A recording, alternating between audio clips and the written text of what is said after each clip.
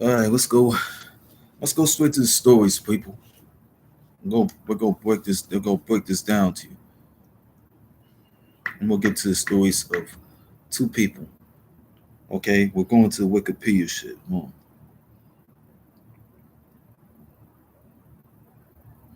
going to Wiki. Come on. Let's go to the story of Jimmy Luxury. Okay, Jimmy Luxury, also known as Jimmy Luxury and the Tommy Rome Orchestra, is a swing hip. What's the word? Is a swing hop duo with its two main members based in Philadelphia, Pennsylvania, and San Francisco, California. The group features vocalists like Jimmy Luxury, born James Kelleher, Brett Songbird, what's the word? Brett, was it Brett Songbird? Brett, was it Songbird? Brett Song, was it? Oh yeah, Brett Abramson. Brett Abramson, they call him Songbird. Lucille Mills and uh Tommy Rome, who was the producer for uh for Jimmy Luxury. And Tommy Rome, who had started the orchestra, is his real name. His real name is James D'Angelo, formerly known as who was that? O.T. Kato of the Goats.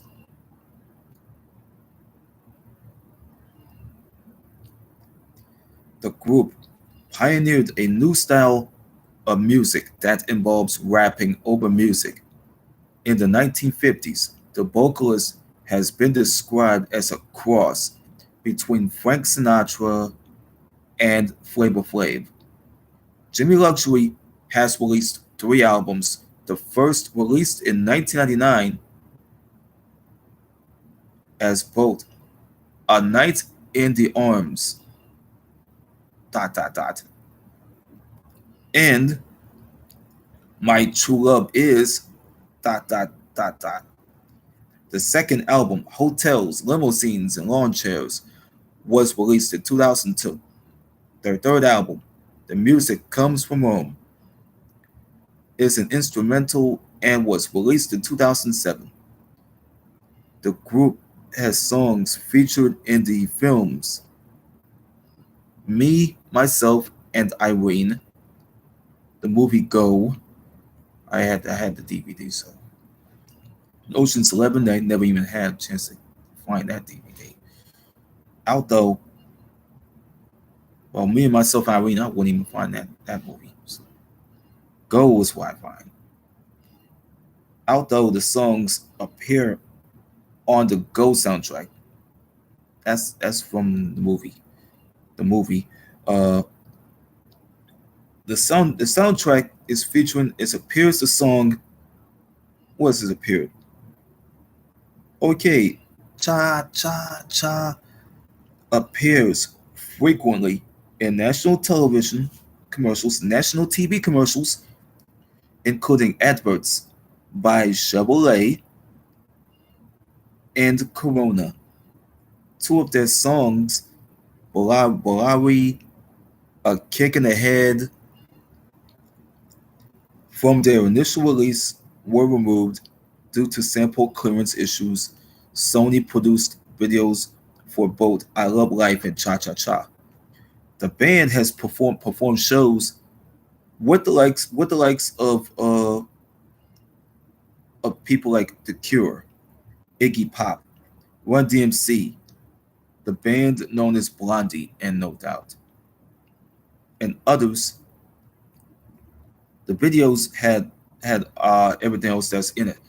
They have videos of their live performances, including the song like "Cash in My Pocket," has surfaced on YouTube.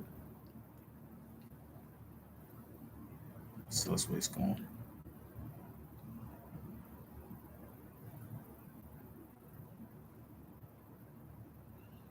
Is that it? What the? Is that it?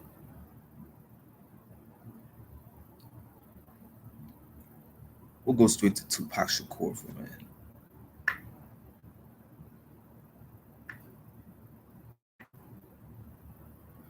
We're going to Tupac. I mean Tupac Shakur. They don't know how to spell Tupac Shakur. They mistaken him for. Look, I'm reading. I'm gonna read this based on Tupac Shakur. Okay.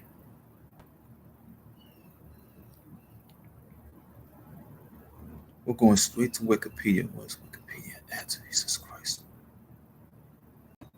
Where's the shit?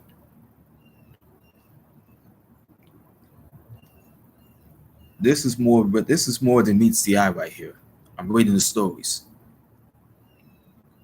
Tupac Amu Shakur, whose real name is Lassane, what's the name? Lassane Parish Crooks. Lassane Parish Crooks. Um, okay, June 16, 1971, September 13, 1996. That's the name. Um, Tupac Amu Shakur, also known as the names Tupac and Machiavelli, was an American rapper. He is widely considered one of the most influential rappers of all time. Shakur is among the best selling music artists, having sold more than 75 million records worldwide. Much of Shakur's music has been noted for addressing contemporary issues that plague the inner cities, and he is considered a symbol of activism against equality. What's the word? Inequality? Yeah. There's a photo of Tupac Shakur when let me show you his picture. This is a photo of Tupac Shakur when he had to do the Juice movie. He was working on the Juice movie. It's him on the Raiders sweatshirt. It's the old Los Angeles Raiders sweatshirt under the jean jacket he was wearing. I think he wore that in I think it was for the Juice movie.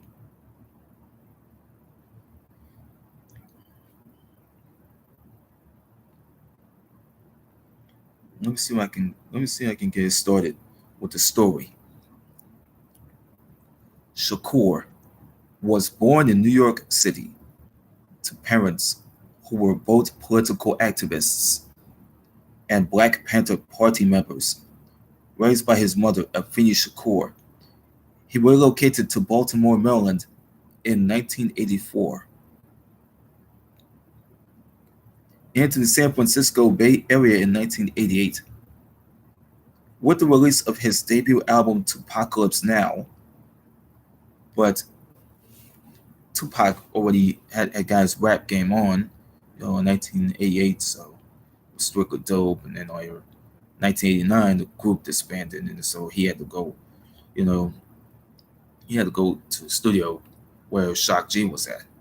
So this is his last time being with Strictly Dope, doing doing songs.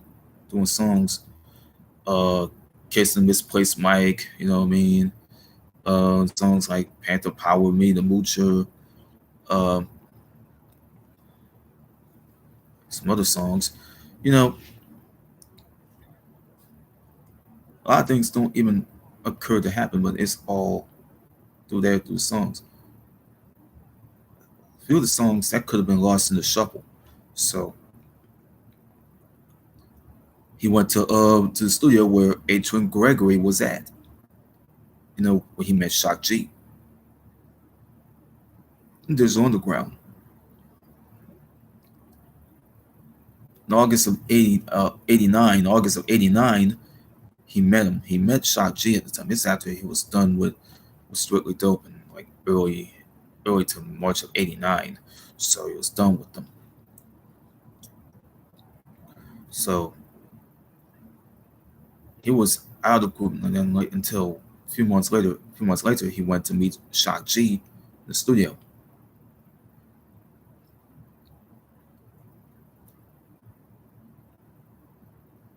You know, other things that don't even make sense to admire. So other things can be done in stories. So this one I'm gonna read to you. See, you have stuff going on when in the, from early to August of '89, they they all signed an agreement. Adrian Gregory, Layla Steinberg, and Tupac Shakur. All three of them have signed their contract agreement just for Tupac to be out there with Digital Underground. You know, example, he met Shock G in the studio. Gregory Edward Jacobs, rest in peace. That's what happens. Digital Underground had to come out had to be working on their album Sex Packets. You know what I mean?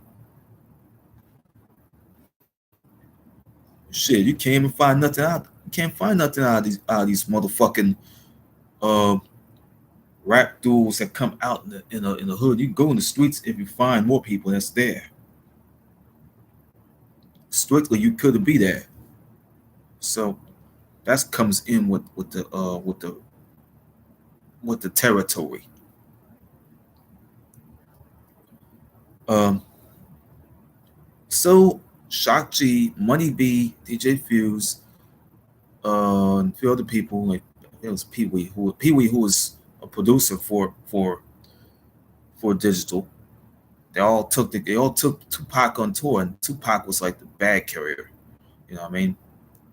He was a roadie, dancing and all that, dancing and doing this shit, Humpty Dance shit, before all that shit happened. For Humpty Dance shit. So this is after the interview that Tupac did on his own with James Kavanaugh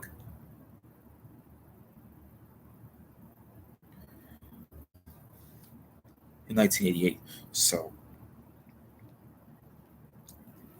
I ain't spelling any of this until people have already shown me this video of him being interviewed by James Kavanaugh. I ain't never seen an interview in like over 34 years. I never seen that interview. So other things could have came with success and could become failure. This is where I'm gonna go to. Um,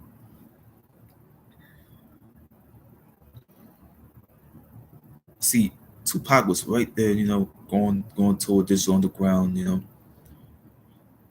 one tour, you know what I mean, till 1989 finished up.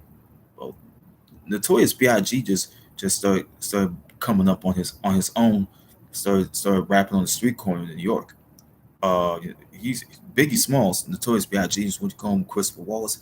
He started rapping on the street corner outside of some store in New York. You know, on top of that, people recognize so much.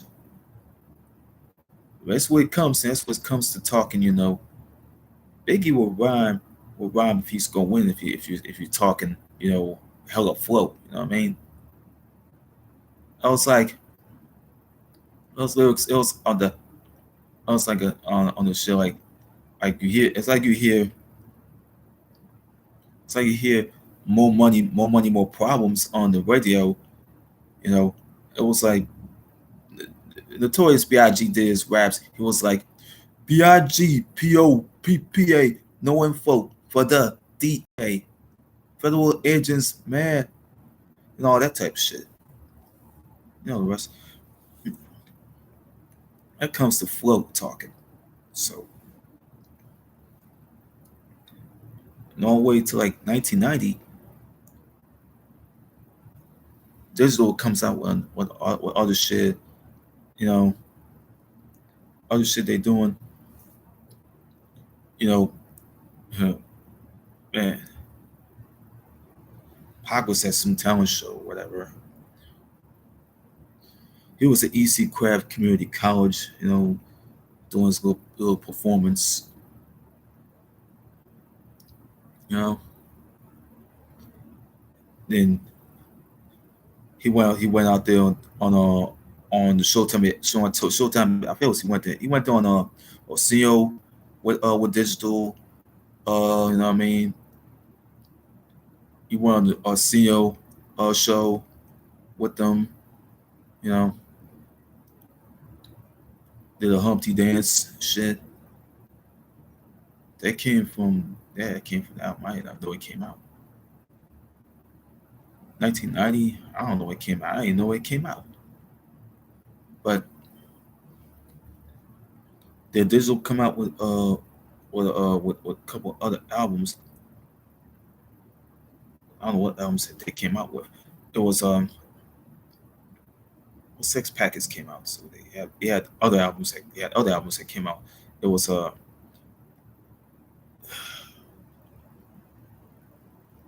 Case of the Miss, not that case shit.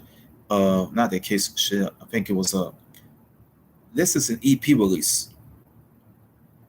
I think that came out when Nothing But Trouble uh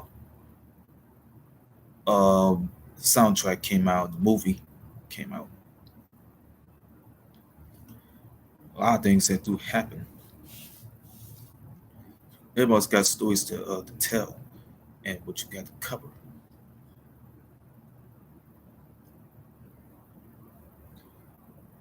There's Tupac there. He was like in New York, on top of everything he had to go through with Digital Underground. With the This Is EP release album. I was traveling with from that to Sons of the P, and that's another album that came out. That's before Tupac Shakur went. As soon as Tupac Shakur uh got his own soul record deal, movie deal came. The movie deal came. You know what I mean? Along with Juice. Hold on, let me fix this up. Let me fix this up. I can't even see his shit, man. It could have been forwards anyway. As soon as he had the record deal when it was Winterscope Records and Tom Wally and them, Ted Fields and Jimmy Iovine, and then the movie deal came. So a lot of things do happen. The stories had came to the way that he had to do on his own. Something you had to cover. And we're covering like this. That's what covers like this. Pac was run out there with Ken playing them. Run out there with Raw Fusion. It was a Raw Fusion video.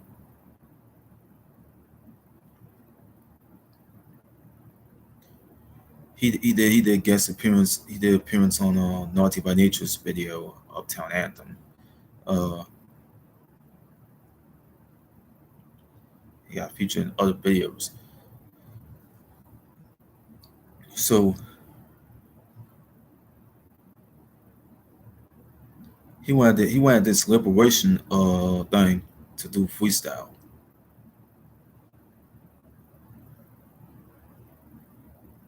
Tupac went on stage. He went on there. He went there some liberation thing and do some freestyle. They got him freestyling off of In Vogue's Hold On song. It came from Funky Divas or whatever, for whatever reason, or one of the albums that In Vogue came out with. I don't know. Tupac was freestyling off of with Trap. He did a song Trap. He rapped on the song Trap, freestyling off of In Vogue's Hold On. So that was already there, freestyling. So same year before Pac went and come out with his first album, Tupacalypse Now. So On top of things, when Tupac was doing the album, in case of it all, he did videos that came out like Brenda's Got a Baby, Trapped, you know, you know what I mean. Soon as he's working on going, soon he had to go to the bank and he trying to get the money. I hope they go. I hope the silence will go away. What's up with this shit, man? Probably an ambulance or probably a police car. Shit.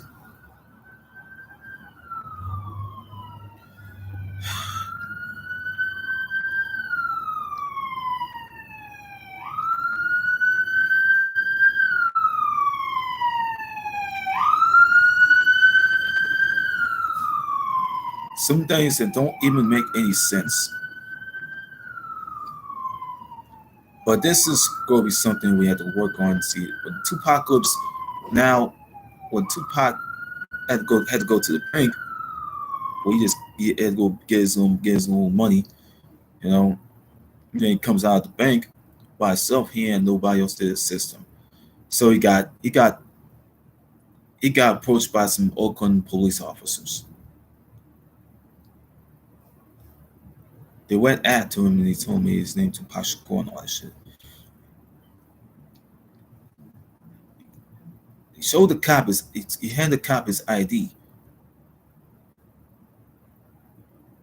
It's a real reason they let him go down like that. Tupac did he got on this and then he got at the cops, even though he said a few to the cops. They beat him down. They tried near almost tried to choke him. Almost tried to kill him. They arrested him, put him in handcuffs and all that shit. They locked him up and throw him in jail. I don't know. It was probably assistant arrest and jaywalking. They ain't called for that bullshit. They ain't called for jaywalking, bro. But they ain't called for jaywalking. This don't even work for him to be thrown in a situation like that.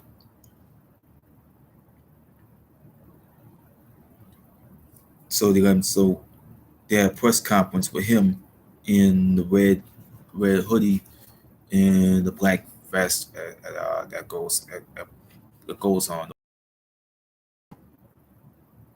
You know, their press conference and he was ready to sue the Oakland Police Department for like $10 million. Hit them with a $10 million lawsuit. He sued the Oakland Police Department for $10 million. So yeah, took him to court and settled with him and everything. So he went home to that apartment when I think it was I think it was I think it was with the what I think it was with all the members of Digital Underground, because Pac was in Digital Underground. He was a solo artist of his own. Came back to the apartment, scarred up, mad, pissed. Mopreem took the photos of him. Mopreem took a photo. Mopreem Shakur. Remember him? Maurice Harding, uh, son of Dr. Matul Shakur, Jarrell Williams. Uh, he got the camera and took the pictures of Pac while he was scarred up. He had that big scar on his face. So that's why it happened years ago. All the issues that's been going on going on in this country right now, like it was then.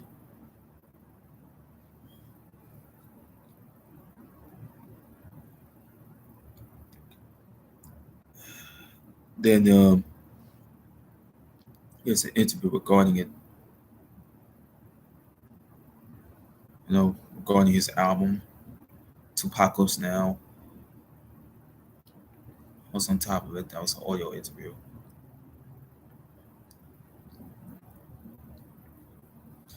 Then the interview Tupac had did with Digital Underground and Fat Five Freddy. This is after what happened in October of '91.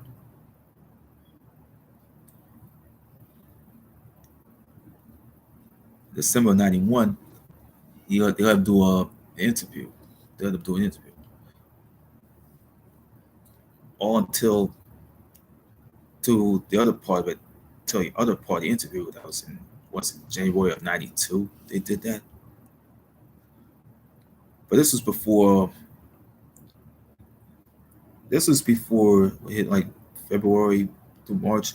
He had to go do a Juice movie. I'll show you this movie.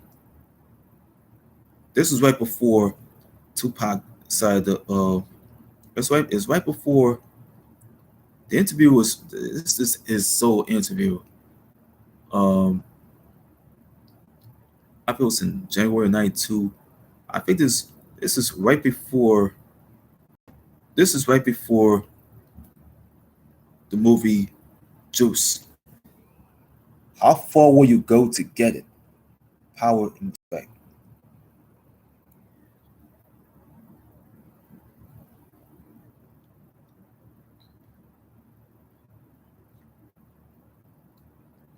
But his film was already been. Let's show you this shit. Juice is a 1992 American crime thriller film directed by Ernest R. Dickerson and written by Dickerson and Gerard Brown. It stars Omar Epps, Tupac Shakur, Jermaine Hopkins, and Khalil Kane. The film touches on the lives of four black youths growing up in Harlem, New York. Following their day-to-day activities, their struggles with police harassment, rival neighborhood gangs, and their families. The film is the writing and directing debut of Dickerson and features Shakur in his acting debut.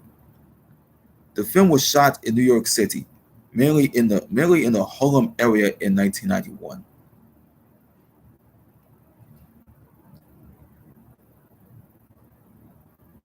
It was out in January '92. That's what after Tupac did the interview. It's his solo interview for MTV. The interview. So mm.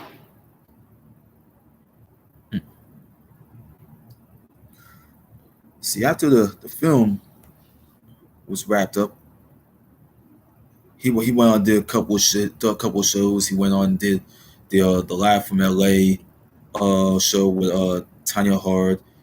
He appeared on he guest appeared on was it Video LP with Sherry Carter.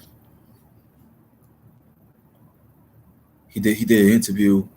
He did another interview on MTV, which that interview was completely banned from the airwaves. Cause this shit that happened in Marin County.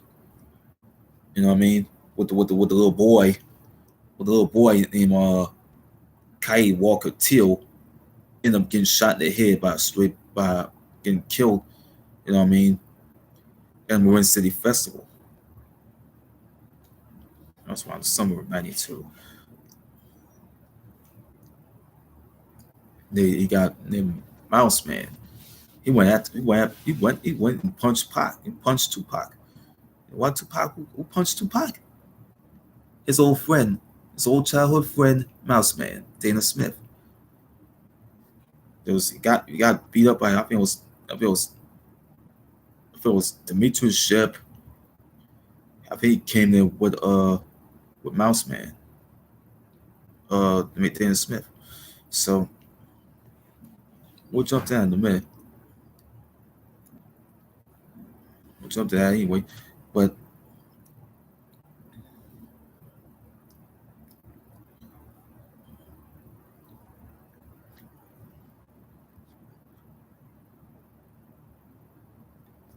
Then Tupac was at some live dance show. Tupac was at another appearance. He did his musical appearance at another show after Juice was finished. You know, it was working. I mean, the MTV had done the making of the video in my homie calls.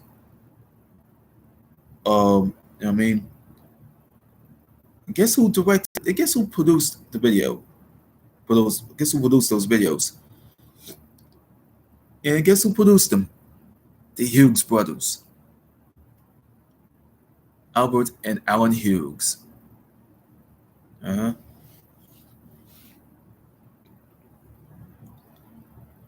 They were at the video shoot.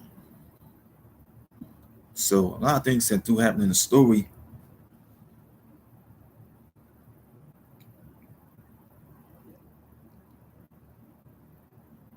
that came from within.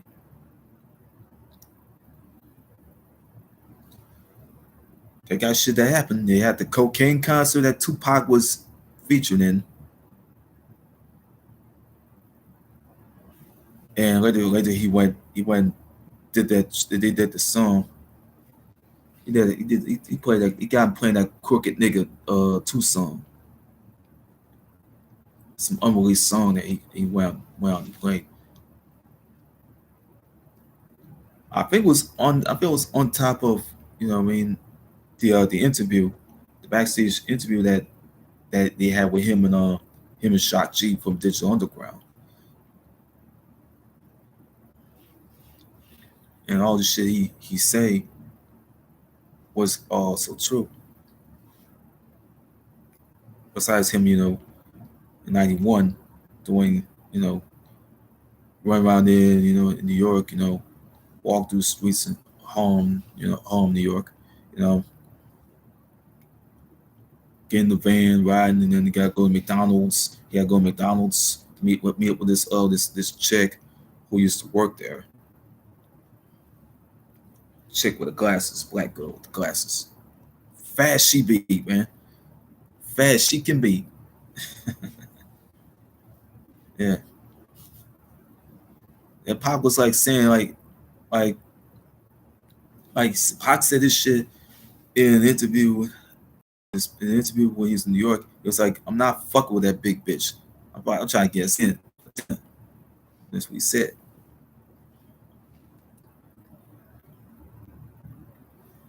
So we're going straight into these things that you can finally cover.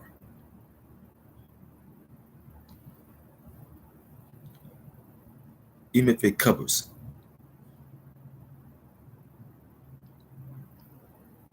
Don't waste all that time, man. It's gonna be good for me. I can do it. All the other shit you go on top of, you have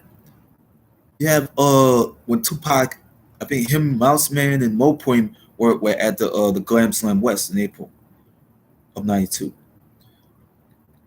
This is around the time prior to what happened with Ronald Ray Howard killing and murdering a state trooper named William Bill Davidson from the Texas DPS, division. It was in Texas. You know, Ronald Howard got arrested because he got arrested because by the Texas cops because they found the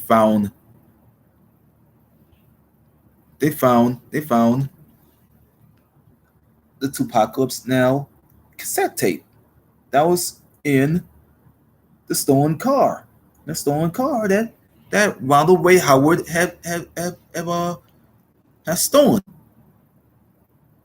So the lawyer for Howard defended him because he was listening to the Tupacalypse Now album. We'll study right here. This was out right after all the bullshit. This was out November 12th, 1991. This was out after all the bullshit that happened to Tupac on October '91. And this is what the Texas cops found. They found this. They found the Tupacalypse Now cassette tape. Okay, they found the Tupacalypse Now cassette tape in the stolen vehicle that round the way Howard and drove off it. You know what I mean?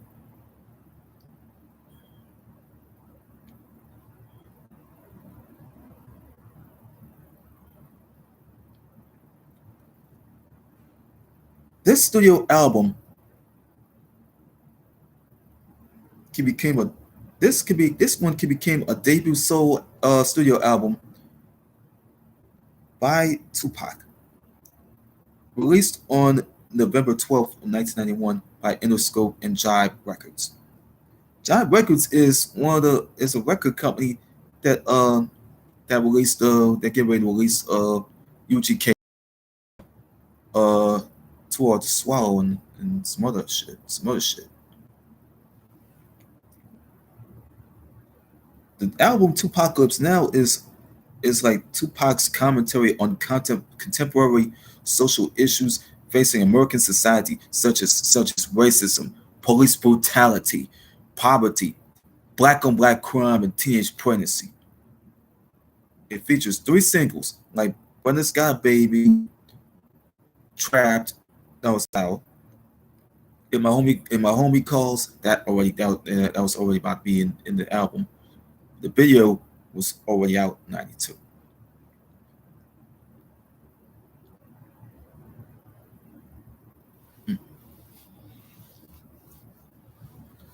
All controversy started surrounding him.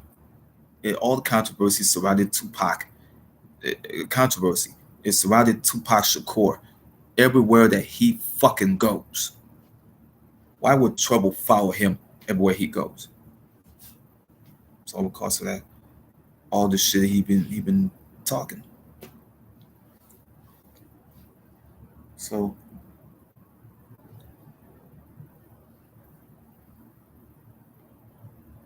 then you got August of '92. You have, you know, the competition going on, the Marin City Festival and all that shit. Then you have the interview on MTV, which is like a band, you know, which is out there.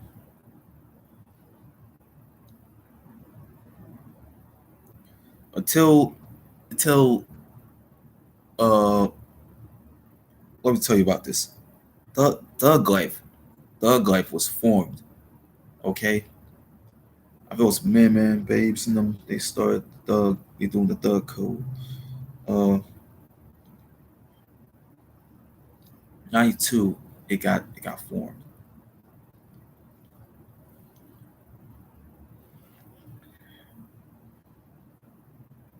It got formed because Big Psych was he started his rap career, the underground rap scene. Rest in peace to him. So all the people says it was Mo Preem, his stepbrother, was in the group.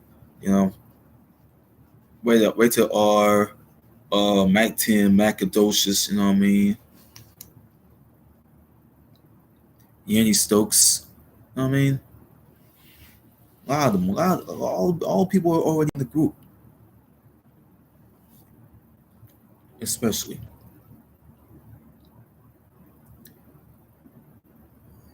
Then you got shit going on. See, then Tupac was ready to come out with his second album, strictly for my NIGGAZ.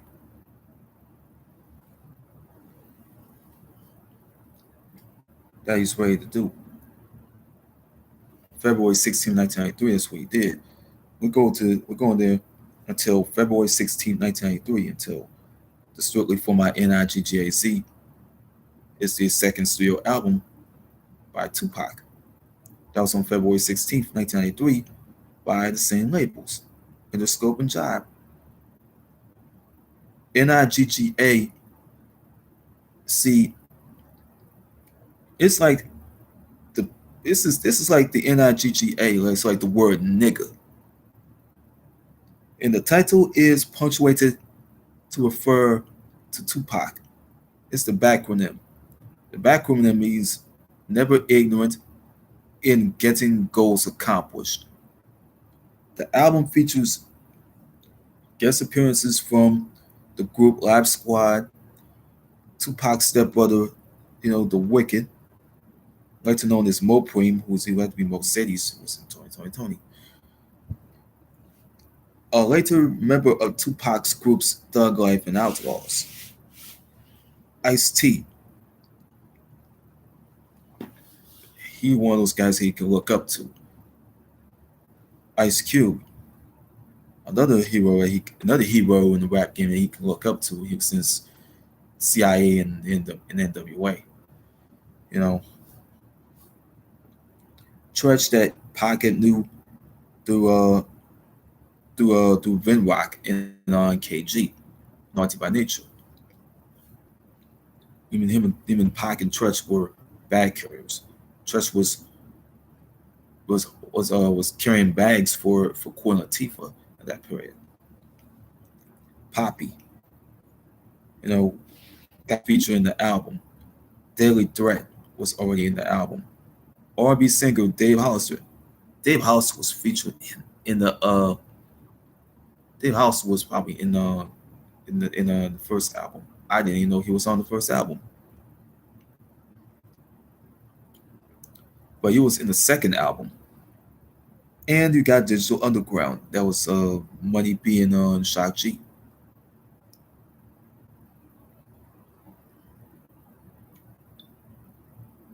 It got recorded in '92 somehow, but it got released in '93. It was around late 1992. It got recorded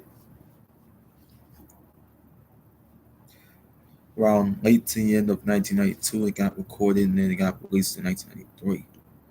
So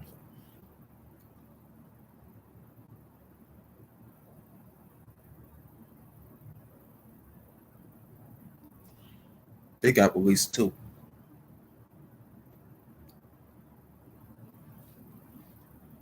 See, before the album, video came out before the album. I get around and I can tell. We're going to do some shit going here.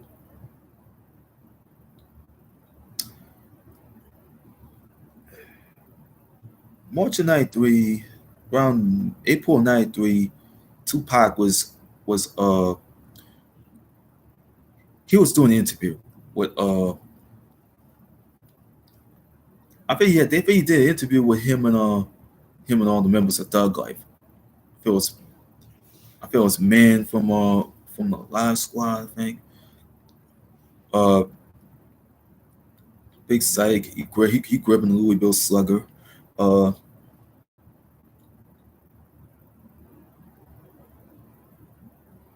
there was a few other members of Thug Life. They all did the interview. Then his cousin, Kenny Cox, uh, his mom, Afeni Shakur, she used to be a Black Panther, right? Back in the days, in the '60s, when she was, with all the members, she got yanked by by the cops. Probably had something to do with the landmarks that her and the other her and all the other 21 members that blew up in the NY.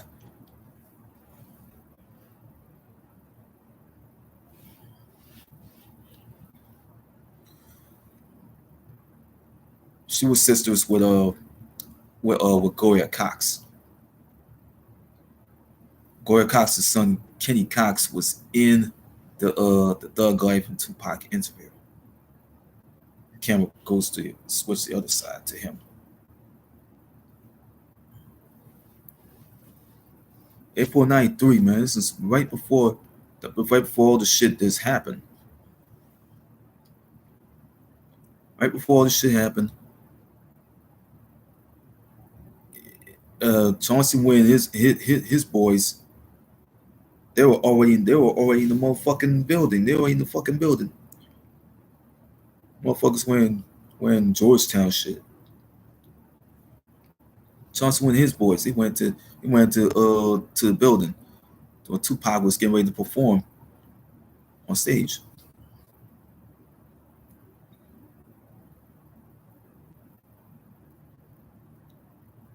Pac went after Wynn.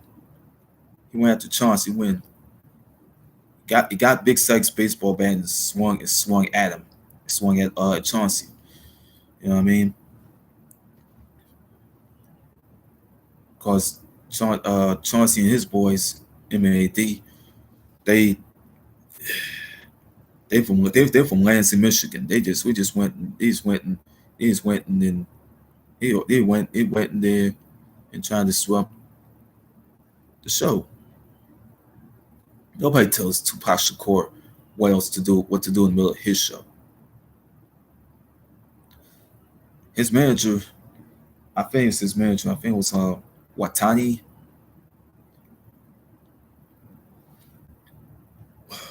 or I think it was Watani, or one of his managers probably held one of his managers, one of his well, I think it was his road manager or one of his managers held the money. You know, you got some people where you got all the MAD cats. Just when they come out there fucking with one of Tupac's managers. You know what I mean? During the show in Lansing, during the show in Michigan, and some Lansing dudes, man, MAD and Johnson, they come out there fucking with the manager. Pac went and swung at Chauncey at them. And the cops went and got him on assault charges. They got him on assault and battery charges.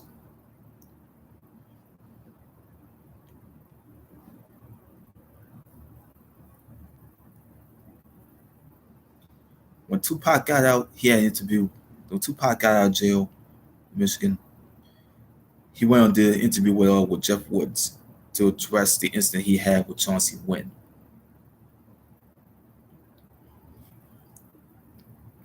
And then Tupac got into a altercation. And Tupac did not know the words. Tupac did not know the words. Hey, he's gonna read for the Menace to Society movie. Alan Hughes came at Tupac sideways, saying, oh, Pac, you're acting like a bitch right now. They just uppity. They motherfuckers. The Hughes brothers Albert Hughes or Alan Hughes. Hughes boys acting all fucking uppity, man. They all Hollywood like, you know what I mean? Act like they Hollywood and shit. You know.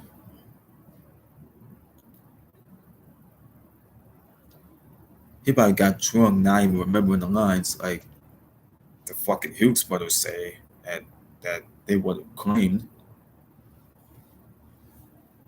So it happens with so Tupac one like saying, hey, like call my manager and all that type of shit. So he left. He left the rehearsal because they're about to replace him. They about to replace him with what's his name? What's his motherfucker name is? Vontae Sweet. Vontae Sweet. He played this Sharif guy. The character that Tupac Shakur did not want. Tupac was gonna say this. He's like fuck that movie. The movie was completely a waste of time for him to be in. He doesn't want to be there. He hates being that Muslim character. He doesn't want to be that Muslim character. He doesn't want to. Muslim character is not even his idea to come up with. So the shit never even bother to face anybody.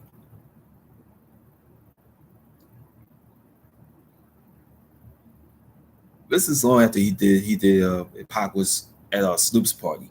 I think it was in '92. Pac was at Snoop's party. That's from Black Watch, I think. Then he did a freestyle with Richie Rich and the Governor and all them. He probably did a freestyle with Tredge and Tredge Grand Puba and some other cats.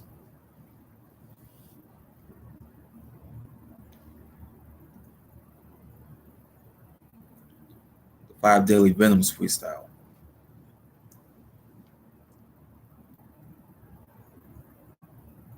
Troublesome 21 could have been released around September '92, which they scrapped that.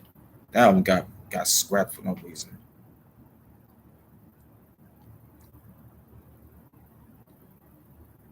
See, all this controversial shit never even bothered him.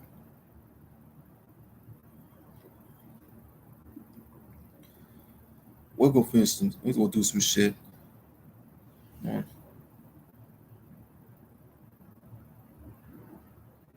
We're gonna read this anyway because it's nervous. Similar to its debut, Tupac Now, the album contains many tracks emphasizing Tupac's Tupac's political and social views. The original album was going to be named Troublesome 21 and released in September '92, but it was scrapped due to being rejected by quote unquote Time Warner. Many of these tracks still remained unreleased, while Keep Your Head Up and I Get Around, strictly for my NIGGAZ, Streets of Death Row, Soldier's Revenge, Soldier's Revenge were utilized for the new track listing, debuting at number 24 on the Billboard 200. This album saw more commercial success than its predecessor, and there are many notable differences in production. First of all, I got fine on this album. After all the bullshit went down around the end of April '93, later in May of '93, well, Tupac was working on the Poetic Justice movie, around '92 anyway. So April of '92, April 29th of 1992, he got the movie. You know, he always finished the movie up. So nobody else even know why.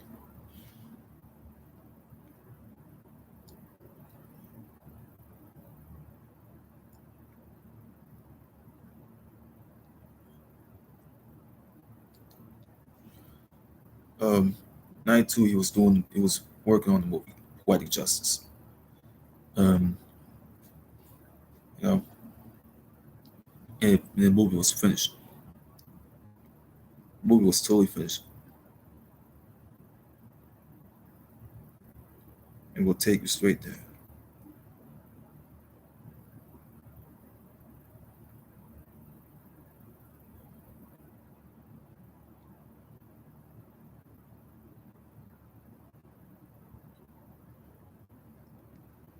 See, after all this shit, there was his May 1993 interview from Black Watch TV. He's addressing everything else. The Poetic Justice movie that was about to be out in July of '93 and things of that nature. Uh,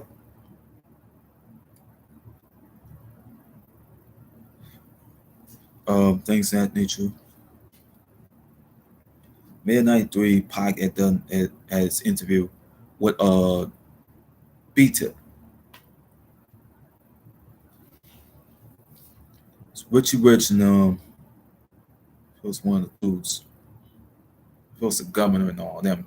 And he did freestyle. He did like a freestyle in the studio. He did a freestyle in the studio. Big Psych was in the studio. Warren G was in there. Yeah. Richie Rich there, the governor and whatever.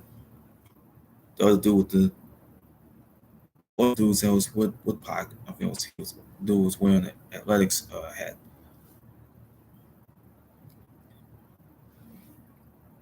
The interview got laced with the freestyle, that animosity freestyle that they all did. It was like, yeah, it's like come here, all my niggas in the house. Pac was rhyming on the freestyle shit. Some people don't know. Pac went full bore with the with the freestyle and did it all. Talk about cops that got killed. He talk about Poetic Justice movie that was about to be out in July of '93. I think it's gonna come out. They got shit. They got a bunch of shit that happened. They got more. He talk about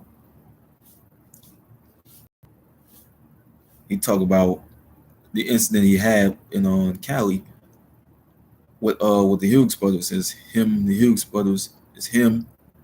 It was him. What was it? California Road Gang, like Caltrans Road Crew. And the Hughes brothers. They went and beat up the Hughes boys. They went and beat up one of the Hughes brothers. They beat up Allen. I think Albert Hughes just ran the hell out. They chased him down the fucking freeway. They beat down one Hughes brother, and the other Hughes brother ran away. Pew, ran away. I feel it was at the Trigger Got No Heart Trigger Got So Hard video shoot Spice One was about to do. But the video was for Allen and Albert Hughes. That's their video that they're about to go work on.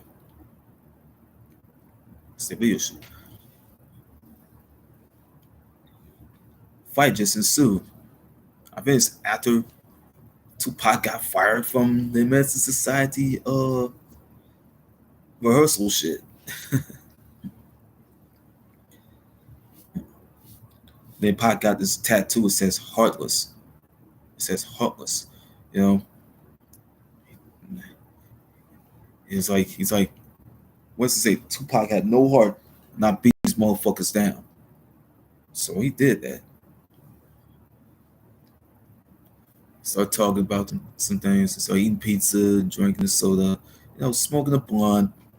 Things he do. It's like I'm smoking. It's like I'm smoking a blunt earlier now. So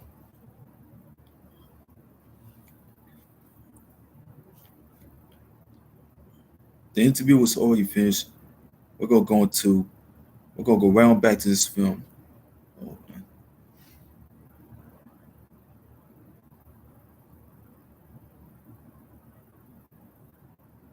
Get out of my fucking way, please.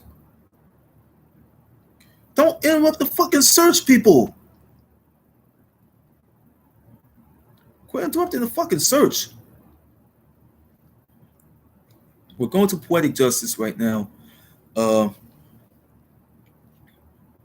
going to this Poetic Justice thing. Don't fucking interrupt me, fucking Wikipedia geeks. Let me read this shit.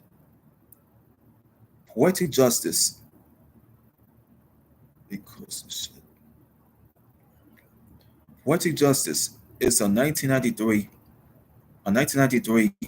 American romantic drama film written and directed by John Singleton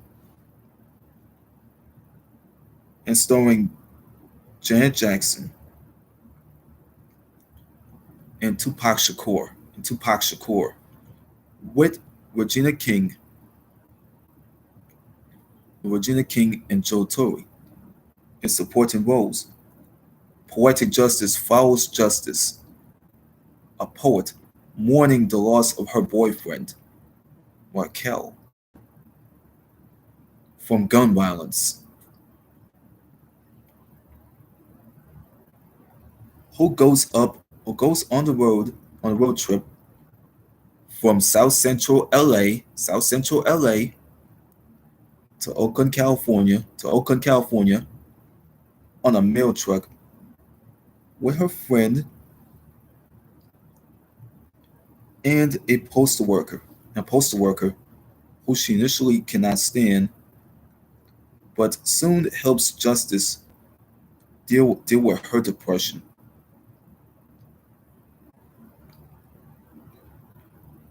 This is the theatrical release poster right here. It's Janet Jackson on the theatrical release poster.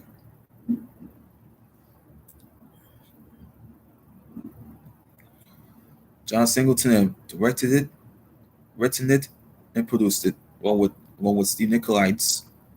These are all the people. Tyra Farrell, I remember her from the Boys in the Hood movie, her and Regina King.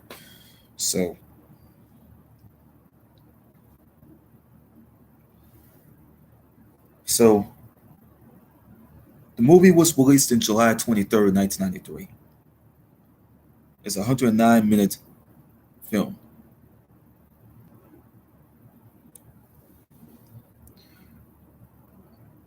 I'll go to that anyway.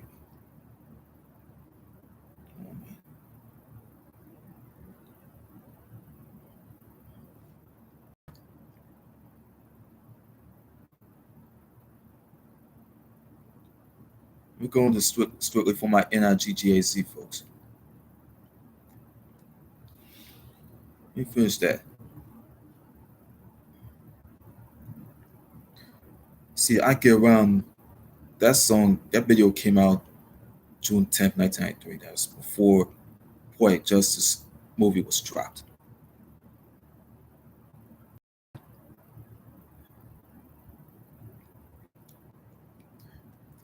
We're going to this right now. While Tupac's first effort, that's his first effort, while Tupac's first effort included a more underground or indie rap oriented sound, this album was considered his breakout album. It spawned the hits Keep Your Head Up and I Get Around. As of 2011, strictly for my NIGGAZ, has sold 1,639,000 what is it 584 units in the United States in commemoration of its 25th anniversary. It was released on vinyl on February 16th, 2018. It's all critical volume. It's all speaks volumes now. These are all the people that produced it. From H1 Gregory, Action. Remember him from the Ghetto Boys, Big D, DJ Bobcat, Jam Master J, Laylaw, QD3, Special Ed, Stretch, D Flow Production Squad, The Underground Railroad, Junior Jefferson, Tupac himself.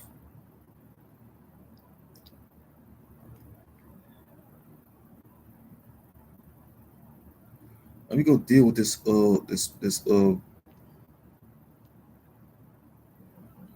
let me go deal with this film. Let me deal with this thing. Yeah, that's what it says. Following the success of his debut film, Boys in the Hood, Singleton wanted to make a film that would give a voice to young African American women, such as women like Jada Pinkett, Lisa Bonet. You remember her as Denise Huxtable on the Cosby Show? Monica Calhoun. I remember her from uh, the Players Club and The Best Man. I remember her. And many popular, yeah, Jada Pinkett. I remember Jada Pinkett. No, Jada Pinkett was buddies with best friends with Pac throughout their days, and when they were younger.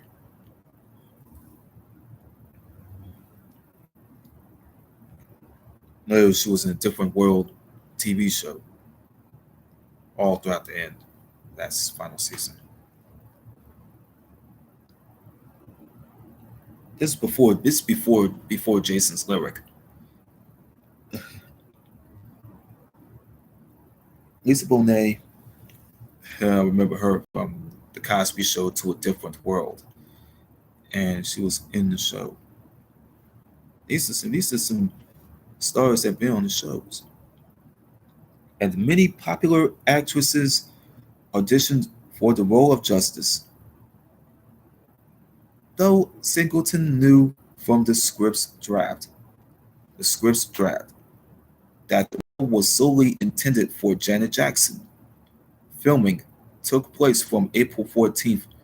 That's around the time when Tupac was doing a show at Glam Slam West or whatever, or probably at top of. I think he has something going on with the Ronald Howard incident. Uh, to July 4th, 1992. That's Independence Day. Poetic Justice was released in the United States on July 23rd, 1993. The film received mixed reviews from critics, who criticized the screenplay, although praised Jackson and Shakur's performances and chemistry. It reached number one in the box office its opening weekend, grossing, was it 11,728 thousand $455. It eventually grossed a total of 27,515,786 dollars. This says here it says 11,728,455 dollars. That's all. It's all gross. It's eventually even grossed a total of 27,515,786 dollars. When Jackson received some sort of Academy Award. Janet Jackson received a Academy Award and Golden Globe nominations for the Best Original Song for Again, which also reached number one on the Billboard Hot 100. The film has developed a cult following, especially for the chemistry between Jackson and Shakur. You know, they got an interview that was after the movie was finished. They had another interview of Tupac Shakur. I was from MTV '93 after Poetic Justice was finished.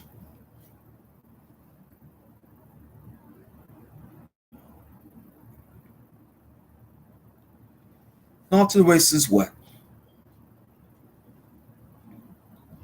around August '93, you know,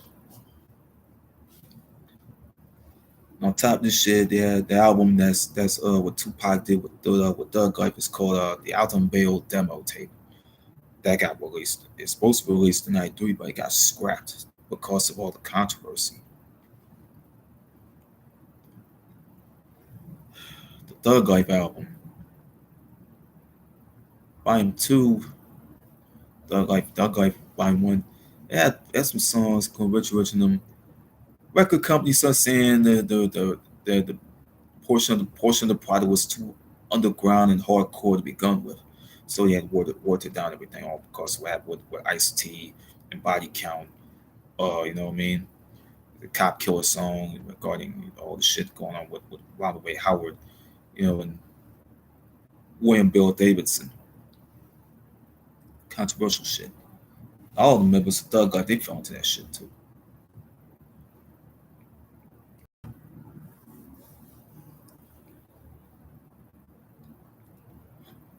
Auto races, you have the Alton Bale demo tape that got scrapped. They didn't release it because of the controversy. Um, they didn't do it because of the controversy. So September '93, all the way to to October '93. This is where all the incident happening all to the races. On to Halloween. Tupac Shakur was in the car with a few of the homeboys. They went and saw some dude getting roughed up by two brothers that be two police officers that came from another county. Well, he was in Atlanta, Georgia. Uh, and Pac come out and he saw the motion was on the Atlanta street instead of Georgia. They said, like, what's the problem? Then one of the cops told Pac mind his own business, and one of the cops called him a nigga. Pac hated when people called him a nigga. One of the white cops called him a nigga and just pointed a gun to Pac. It's like, get in the car, nigga. Mind your own business. Pac went back in the car and got the gun. So he shot them. So he shot those cops, and that would save the life of that dude, that motorist, because these two police officers, they're from another county. They drunk as fuck. They beating up an innocent man. Pac saved that innocent man's life. The innocent man ran away. And then the two cops, Tupac shot at them. Pow, pow, pow, pow, pow, shot at them with the gun. Shot one in the ass, I think.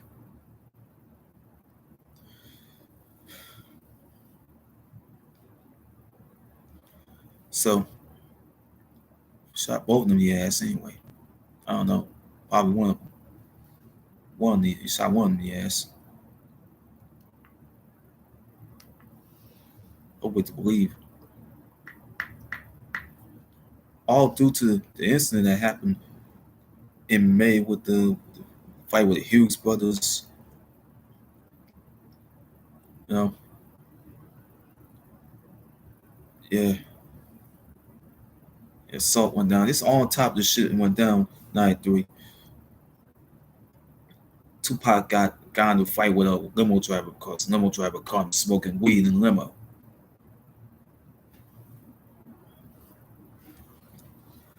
All the shit they'll have on the Palmer Nights of YouTube series. Things of that nature.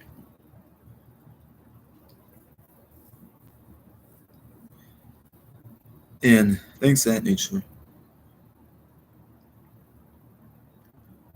Well, Tupac went this show in Chicago, so his beef going on with the couple of gang members and all that shit. Top of that, '89, Pac got beef with some niggas in Richmond, California.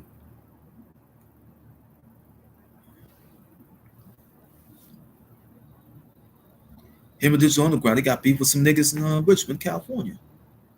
Shit.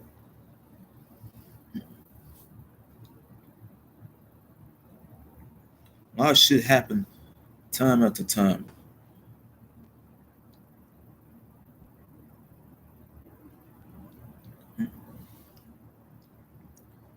Off the races with the incident in October '93.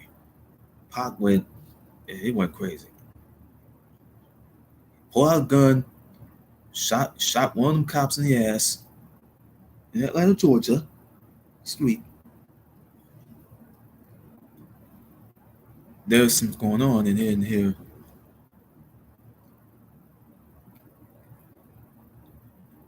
Pac got in the car, ran away. I think he shot. I think a few of the homies, they went and shot the other car. They shot the other car. They shot that other car. They doing a drive. They doing some old school like drive by. They trying to make a movie off of that shit.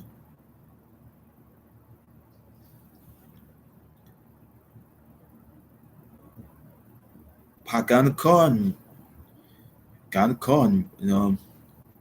bone out. Then Atlanta PD they caught up to Tupac. They arrested him for the shooting of them two or three Atlanta PD cops. Then the next day he got locked up for all that. And the next day it happened, he was in court. He was in court. He was in Atlanta court regarding the shooting of two of the Atlanta policemen.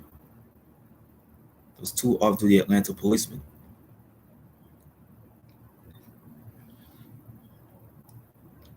Then they got shit going on.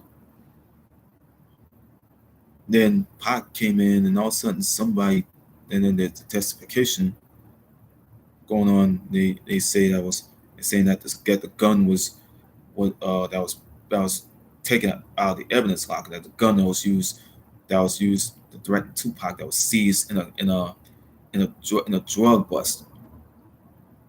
It got taken out of the evidence locker.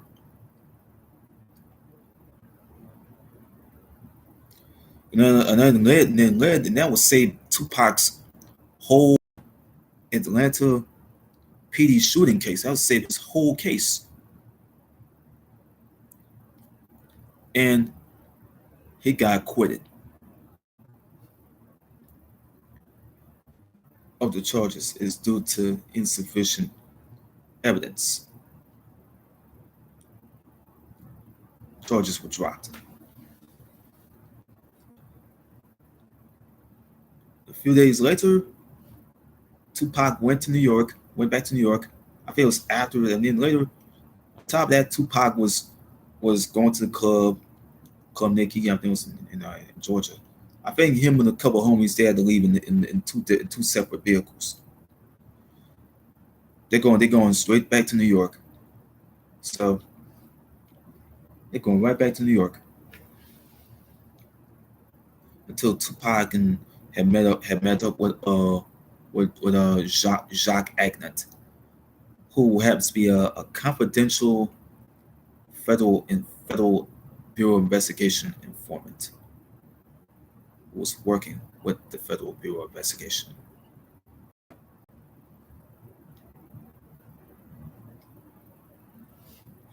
Let me tell you, Jacques Agnet, the guy is from Haiti. He was working for the federal government as a snitch. Okay. He introduced Tupac. I think it was November 18th, 1983. He introduced Tupac to this female groupie. This groupie. Her name is Ayanna Jackson. The same groupie that kind of met him that kind of met him in person. Pac was seen wearing a Braves jersey and a Cowboys cap. Back was tipped to the side.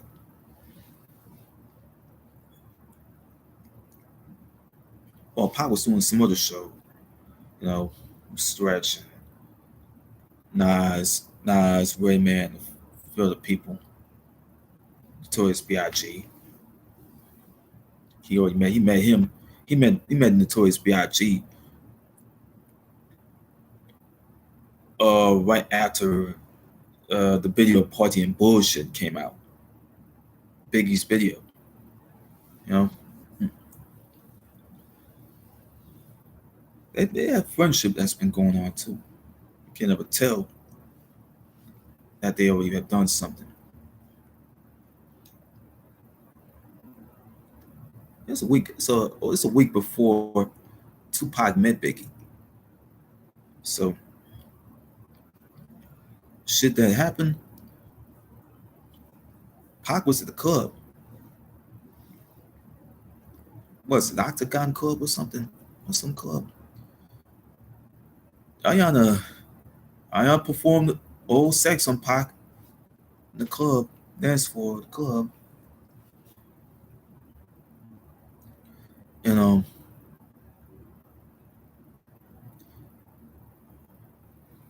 stunts. Ayana Jackson performed oral sex on Tupac when he met at the dance for the club. See, Tupac and the guys are going straight. They're going straight to the hotel rooms at the nearest Parker Meridian Hotel in New York. It was in Manhattan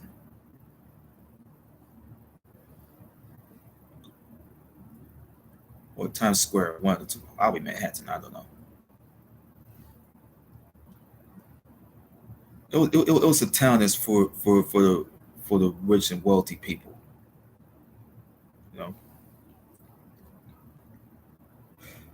people that have penthouses and people already have fucking penthouses and moving there, nice ass penthouses and fucking I don't know, nice fucking penthouses and things of that nature. That's rich people town.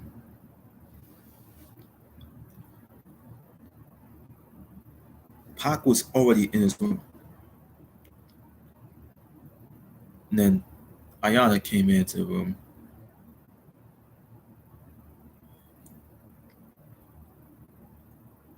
Upstairs, and then all of a sudden, Pac is him and all those guys up. It was man, henchman. Well, man was probably in thug life. I don't even know.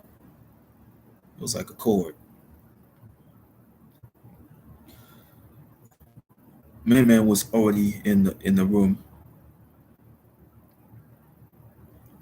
Those henchmen,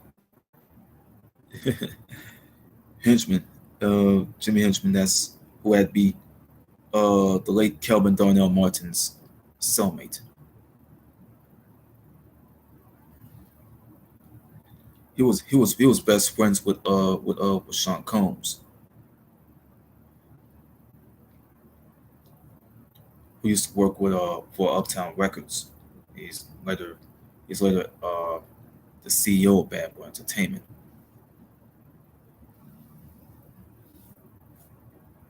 He was the intern at Uptown Records, working for Andre Harrell, rest in peace.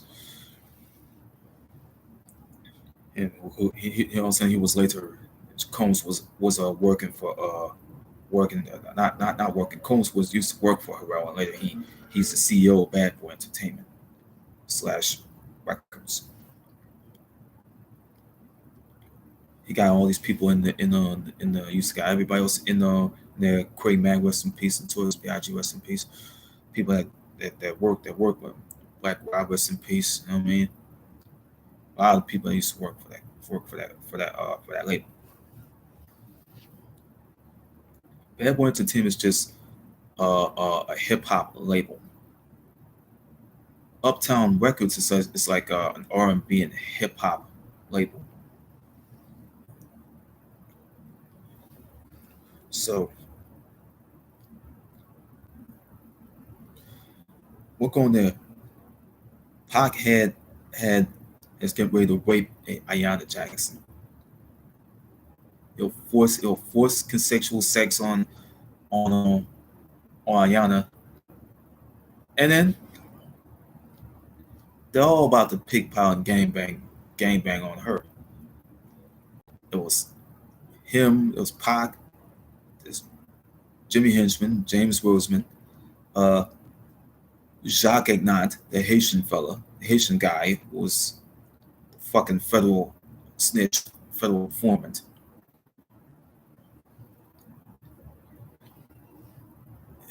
You got Charles Ford. He was in the car with Tupac when they were leaving with was Ricardo Brown and a few other people. It's probably corrupt. I don't know.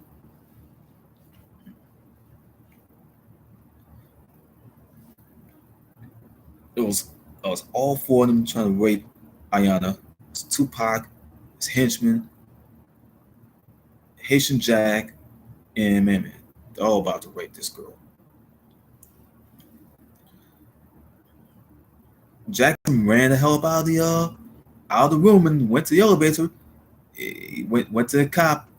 He went and told the cop.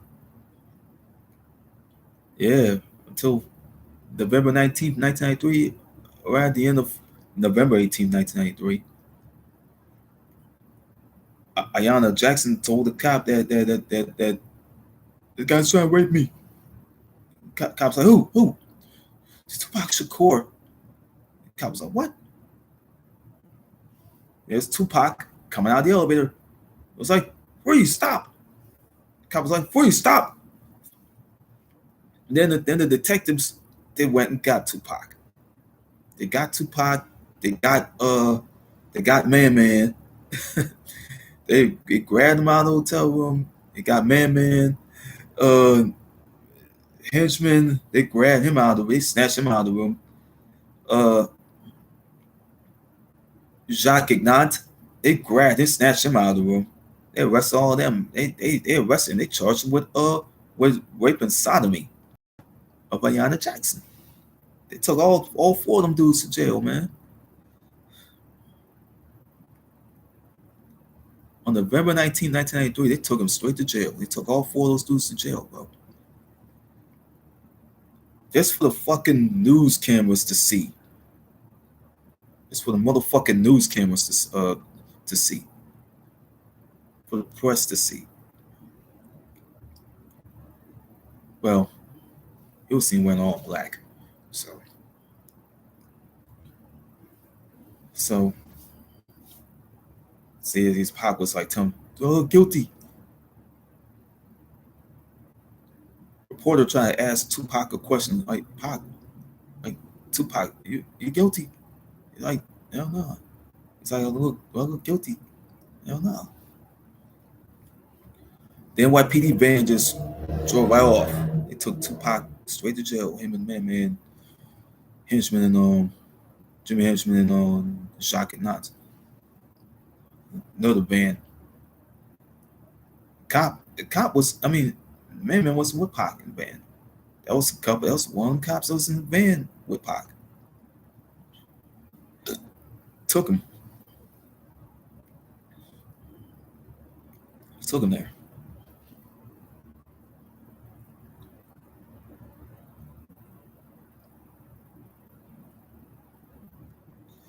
So the bail bondsman went and called Adrian Gregory on the phone. Because Adrian Gregory knows Watani Tiahimba, who was one of Tupac's managers. What's up the fucking sin?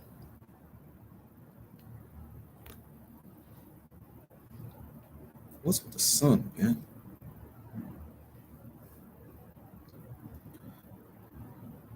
Bail bondsman called Adrian Gregory. Bail bondsman did not even call Watani. The bail bondsman already called Adrian. And so the bail bondsman had got in contact with Adrian, and so Adrian had to go get out there to New York and bail both Tupac and Man. He got him out on a big money bail.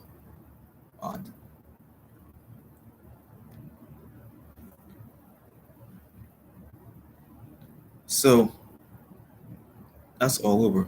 All the way till December of '93, the Inside Edition, Tupac was in court. That was due to the sexual assault of Ayanna Jackson. It was Tupac, it was Stretch, the older guy that was with him,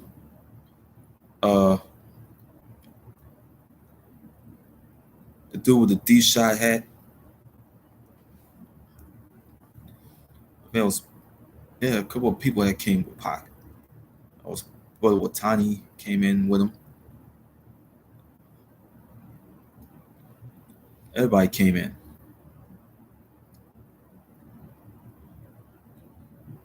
So the lady was already there with that was there in the courthouse.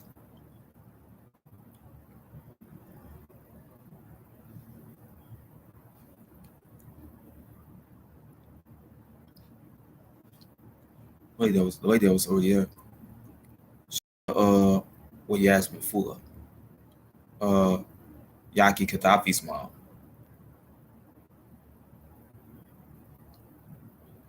And we got shit going on. And the reporter interviewed Tupac in the courthouse. About some seconds or minutes. The lady was like, the lady right there in the courthouse, she felt fucking annoyed. She felt annoyed. So they had rushed Tupac out of the courthouse. After he got out of there.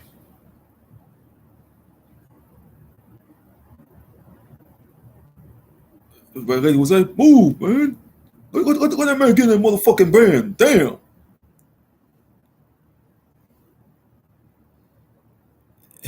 Sister Yasmin Fuller said, "That's why he ain't taking no. That's why he ain't getting no pictures." It got Tupac in the van, that white van. It's a Mazda MPV van. It's a Mazda MPV van. It's a white Mazda MPV van. Let that man get in the motherfucking van! Damn! Let that man get in the fucking van! Damn! You know? And that's why Yasmin said, that's why he ain't getting no pictures. So they got Tupac in the van, they got in the van, they loaded the van up, they drove off. Doing the D shot, they go Tupac up in the van. Shit, they fucking left. I was saying, when 1993 ended, and it started the beginning of 1994 coming in, Tupac was, I mean, Tupac was already getting ready to do a show with Notorious B.I.G. They got filmed. Slim Pickens had the camera, and they filming Tupac, doing his freestyle shit. Well, Pac already did two freestyles in '93.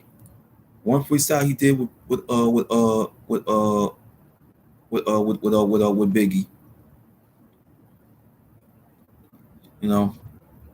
before they had to get out there on the stage to perform, or after he got on the stage to perform. You know, there's another video. Everybody being the freestyle. Everybody was in the freestyle there. Another freestyle. There's Biggie. There's Puffy. There's Daz Corrupt, Snoop Dogg, Warren G, and DOC. A lot of people are already out there on stage. They're doing that freestyle shit. They try to get they freestyling off of Snoop and Daz and the Corrupt. They freestyling off of fucking like freestyles. They're freestyling off of all the old shit. The nothing but G thing and deep cover, and they freestyling off of Endo Smoke and Mr. Grimm that Warren G did with Mr. Grimm and Nate Dogg. Late Nate Dogg. Rest in peace. They did that. They did the song that was from the Poetic Justice. Let me show you. It's from the Poetic Justice soundtrack.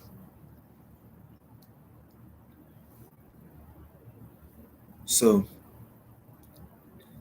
they got no other songs for Biggie to freestyle off of. They got Biggie freestyling off of Indo Smoke. Rest is all history. This was only after Pac finished with Poetic Justice. They were at the show. Pac was at the show. So January 94, Tupac did some freestyle with Biggie. Same building. On stage is some building. Same building. Some building that they did freestyles.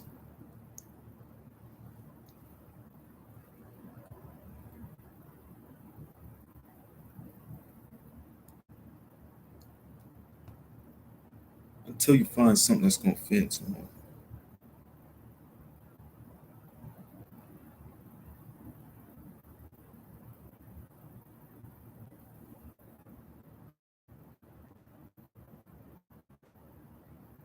let me jump in. Yep, I talked about this.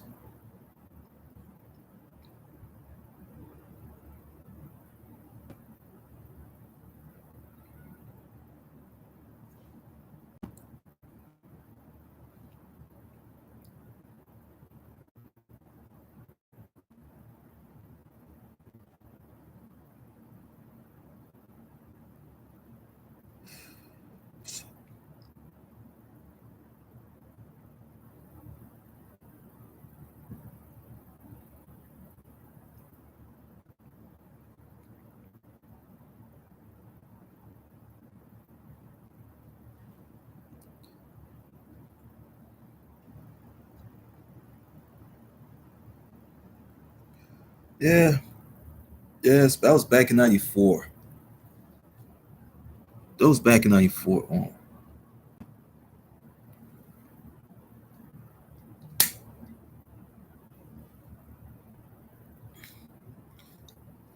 And it's back in '94.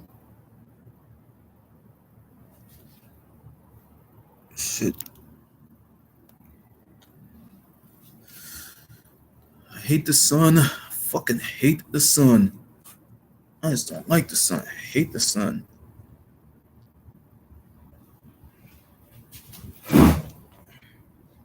I can't stand the sun, bro. I hate the sun. The sun fucking sucks.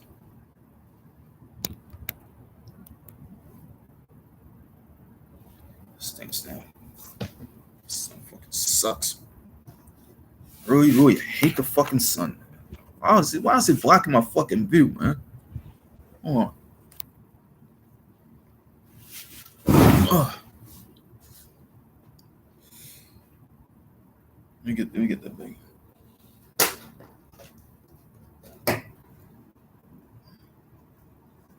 Shit. Shit.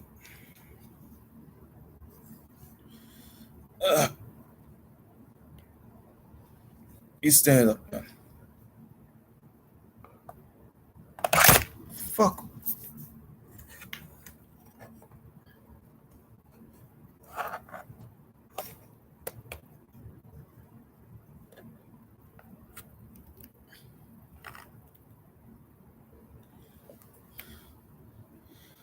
The sun sucks. I hate the sun, bro. Too much brightness. Now my cousin started bitching and complaining to me about the fucking sun. Or the, not the sun. One of my cousins started bitching and moaning to me about the fucking lamp. One of my cousins started bitching and moaning to me about the lamp, about the light.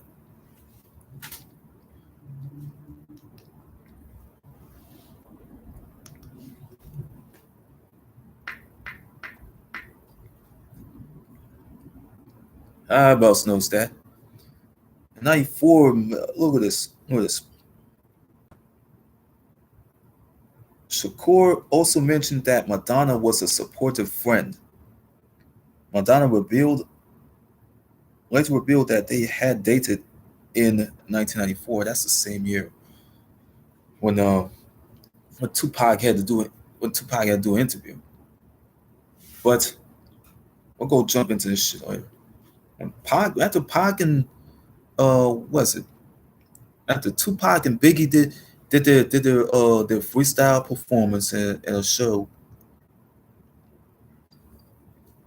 uh, Slim uh, Slim Pickens filmed the shit. That video footage came from Slim Pickens. That's Slim Pickens shit. That's Slim Pickens. That's his shit. He's the one that filmed that fucking show itself.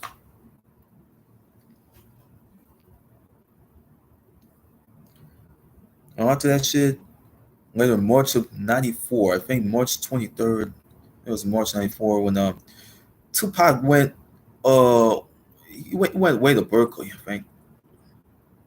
Went to Santa Monica, um, California to do a performance with some guy.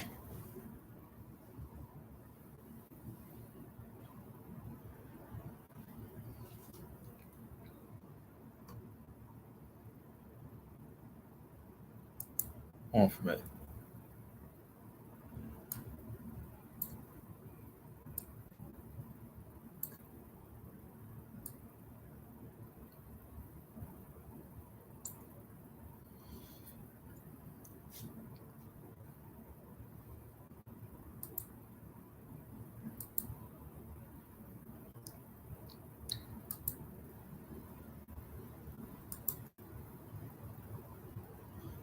This is what happens. We're going straight in.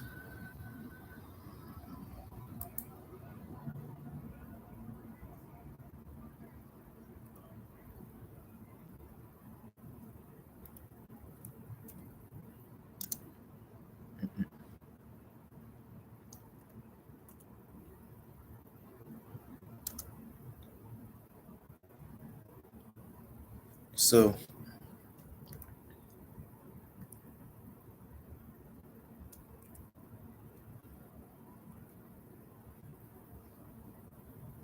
wait, that makes no sense.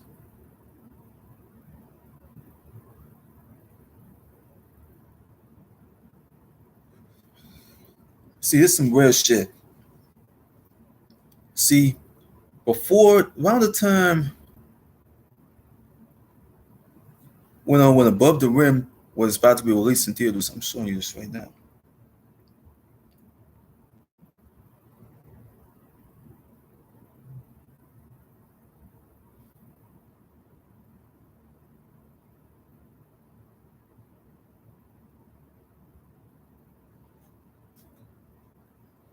Hold on for a minute.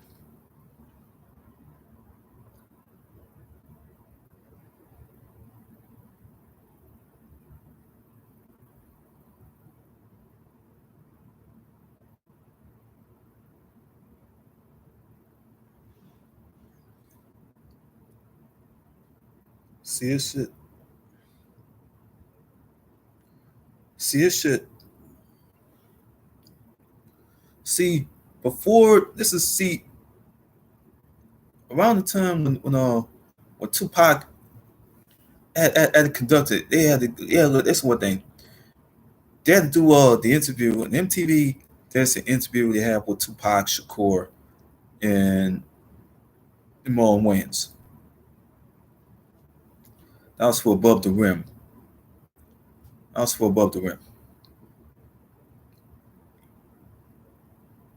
Madonna had to interview them both. Then you have a one-on-one interview that this man had did with Madonna by herself.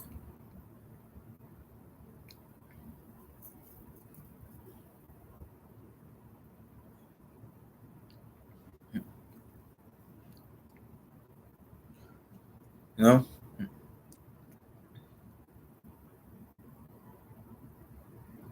see, Above the Rim was about to be like let's see. I gotta find what the fuck happened. I gotta find out. Okay, Above the Rim was about to be this way. Tupac did Above the Rim. This was all the truth behind the scenes. He did Above the Rim. He did Above the Rim. You know, it was in New York. See, on top of all this shit, you got the box talk shit with Thug Life. You know,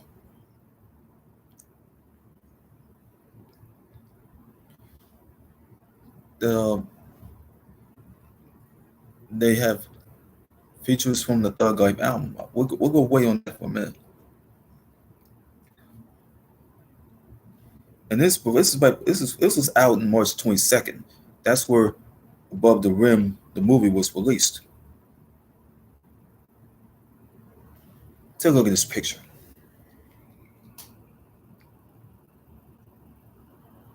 Tupac's name was already in the marquee for this film, Above the Rim. It was released on March 22nd, 1994. It was in Los Angeles, California. It was March 23rd, 1994 in this entire country, especially. It has that 96-minute running time. See, these are two people that did the interview with Madonna. Marlon Wayans and Tupac Shakur. Main two people that did the interview with Madonna. Madonna did the interview with both of them because the movie was out. Well, now this is one of the little things that we'll show you right here. It's gonna keep you at bay.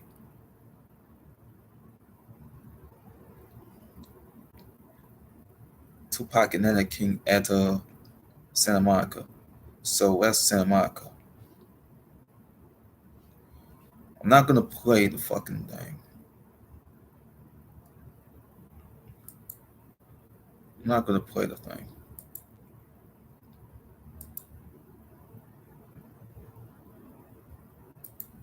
I'm not gonna play the thing.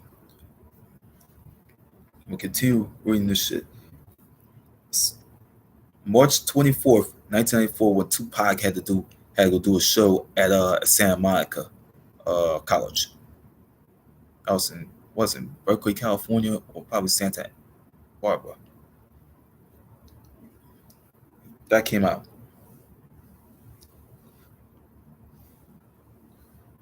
And then all the way from through April to May, I think it has something going on.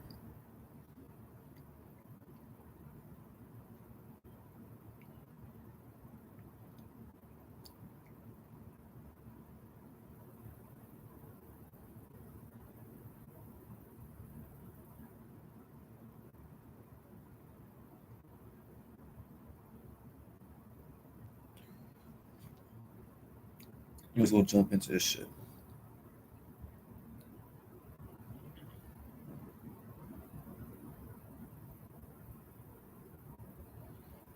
Yeah. That's around time when Above the Rim came out. Uh, Tupac was on the Arsenio Hall show. Last time you seen him, he was with Digital Underground, like 90 to 91. That's ever since he was seen with Digital Underground, Shaji Money being all them. Uh, Digital Underground, he was seen with them. Tupac was seen with them. So this is what happens. That's what happens. You see some shit going on. That's what happens. I didn't get a chance to talk about the guns. But I talked about the guns now.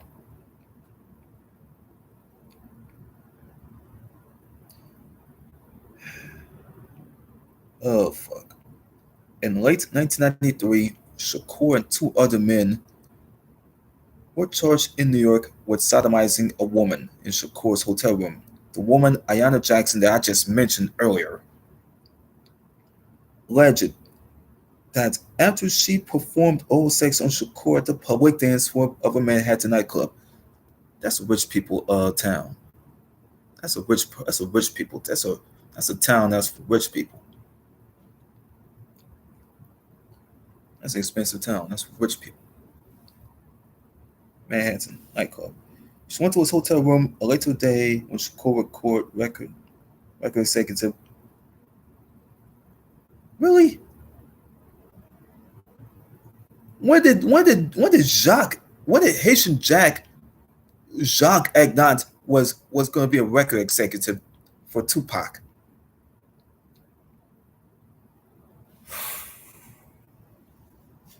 That's a fucking confidential federal informant. The guy's a fucking fed.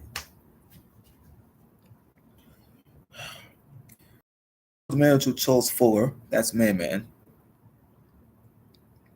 and the fourth man never apprehended forced her to perform.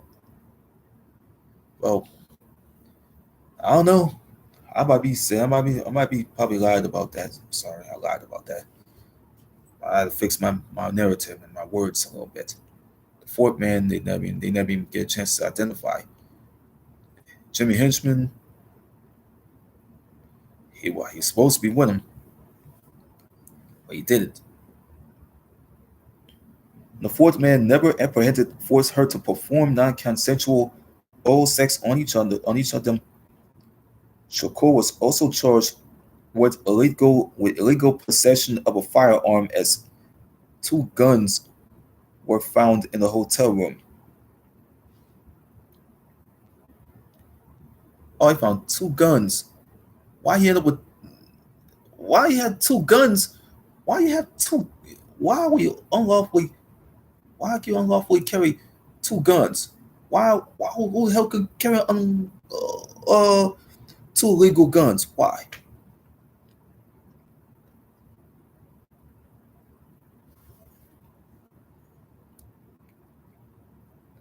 There's Tupac's press conference thing.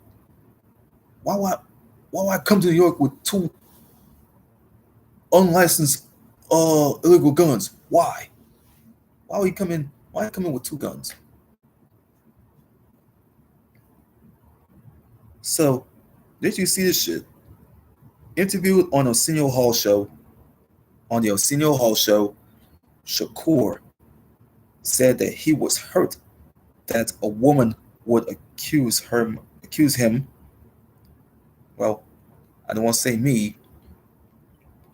Shakur said that he was hurt that, quote unquote, he said this: I was hurt that a woman would accuse me of taking something from her. It's his own words. It's Tupac's own words. As he had been raised in a female household and surrounded by women his whole life.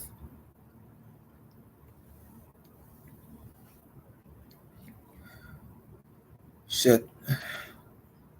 After the movie Above the Rim was wrapped up around March of '94 and it ended, jump all to like, I don't know, there was April or May or whatever. Tupac went to court. Oh, Tupac went to court like around May, it was 93, 94. I was around the time when Tupac was I guess appearing in Patrick's video Romantic Call with Yo Yo. Yo Yo was already been seen on the Paint the White House Black video. She was seen on Arsenio. She got featured on George Clinton's album, on with everybody else. Dr. Dre, Ice Cube, Cam, Public Enemy.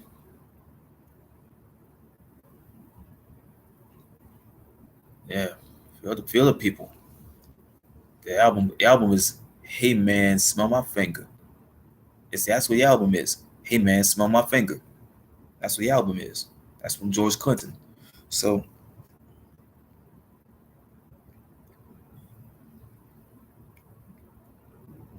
this one like 94, I think. March of 94, I think.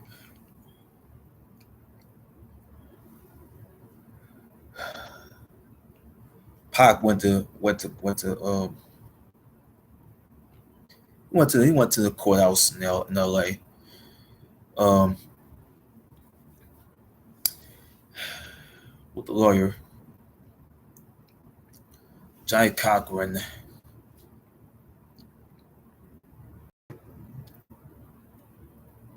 rest in peace.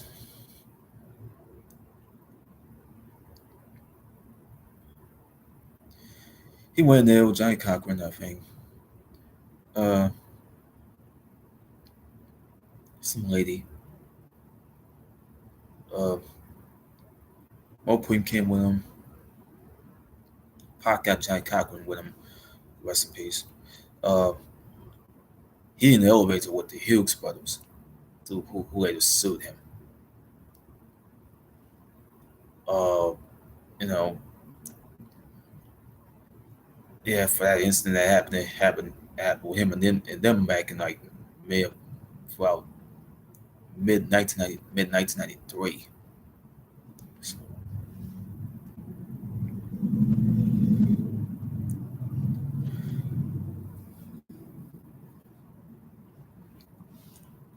some other things happened.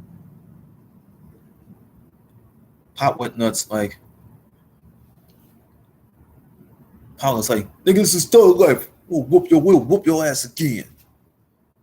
Right here. Shit. Pop went nuts. Pop went crazy, man. Tupac went crazy. The elevator. The Hughes brothers. Johnny Cochran. Everybody was already there in the elevator with him. I ain't gonna make no lies, man. Pac went nuts. He went crazy. Until July '94, he came out of that courthouse. Came out of that another courthouse that was in New York. Dressed up in all red, spinning, start spinning reporters and all that shit. And they all said shit it says Manusa. You know what I mean? Pac says Manusa. You know, all of a sudden Pac was like Manusa. I got in this van. It was a red Mazda van. He got in there. He got in there, man. He got in there, and then driver that red Mazda van guys full of gas. He said, "Have a great summer." Pac said, "Have a great summer." He told him, "Have a great summer." Spit. That's after the incident happened. We started spitting on the cop throughout LA. Pac was like, "Have a great summer, biatch." Driver that guy right with his gun on the gas and yo, have a great summer, biatch. He yelled it out. July '94, man.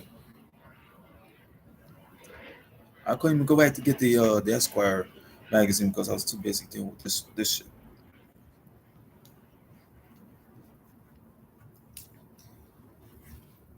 So everything else he went through.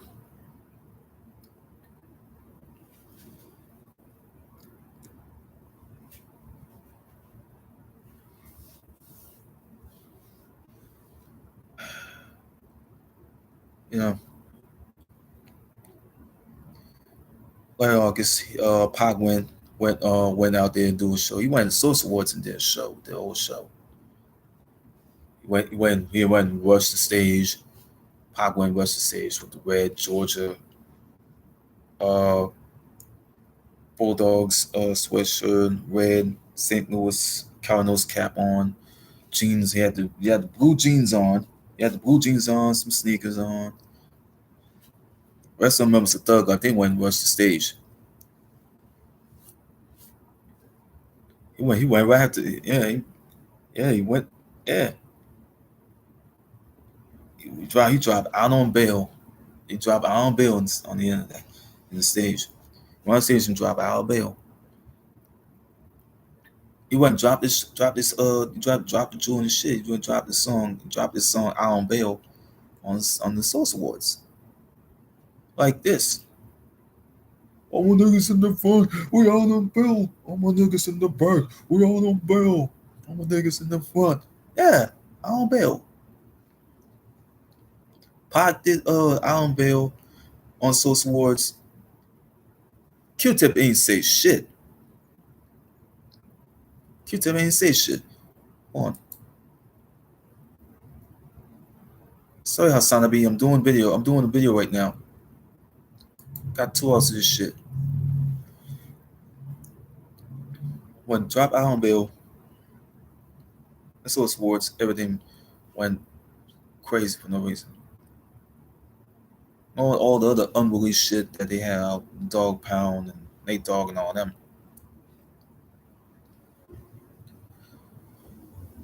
A lot of things that could come out.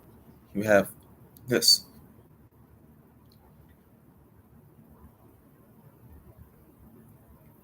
Then September 94, Notorious B.I.G.'s first album, Ready to Die, was released before the Thug Life Volume 1, album. Yeah, They Hate You Give Little Infants Fuck Everybody. Volume 1 album.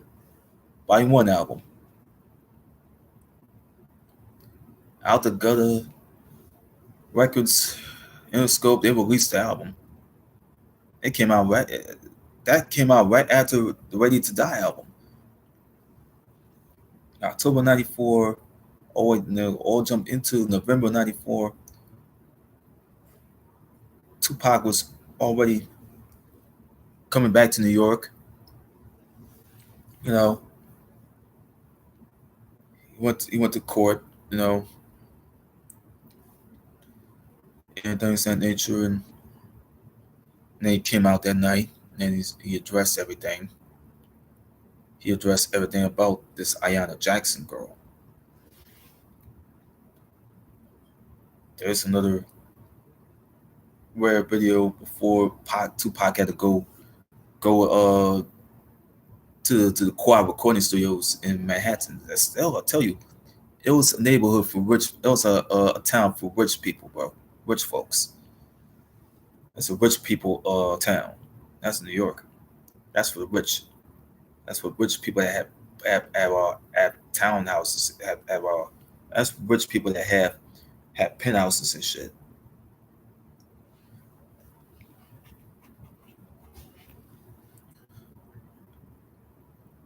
Right. They already done. We already finished with Tupac being in Beverly Hills, California, March '94. Being interviewed by Madonna.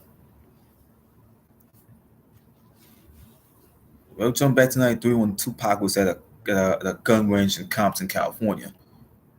Like so, that's a 30-minute interview that he did when he started firing rounds off a couple guns at a gun range.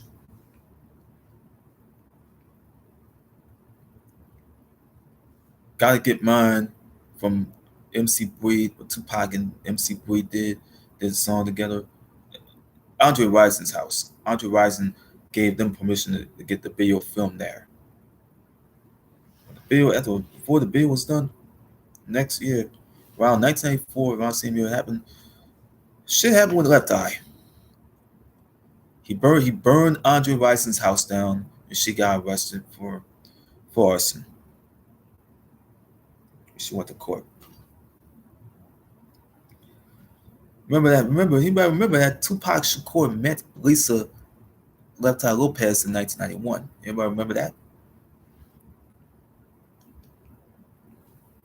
They met each other in '91. So that's the easy way to do. Tupac was gonna go to Quad Recording Studios, which was in a rich people town. That was Manhattan. Uh, he went in. He was getting ready to go do a song with Lil Sean, who was Uptown Records artist. All of a sudden, Tupac, Zayd, his brother-in-law, uh, Stretch, and who else is there? Mickles. They ran into an ambush in the recording studio. These dudes, he got a couple of dudes. I think it was King Tut and his boys. I think it was called. I think they were called. I think they were called like what, the A team. They were called the A team.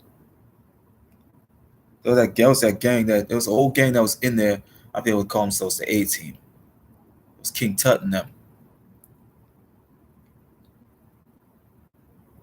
It was King Tut and them.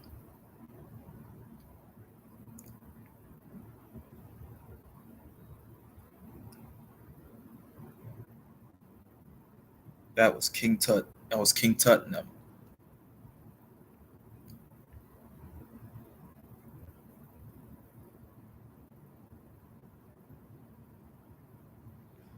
Yeah, man. I remember that shit. I told a story about it.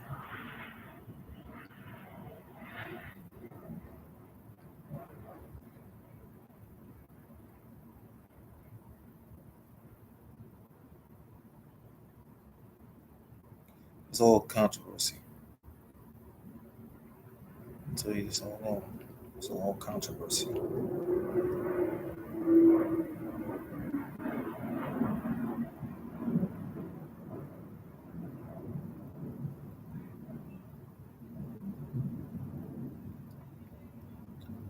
It's all controversy.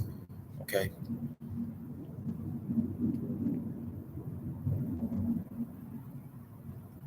That's what I was trying to tell you about this album. The album Thug Life Volume One was recorded March of '93, I think.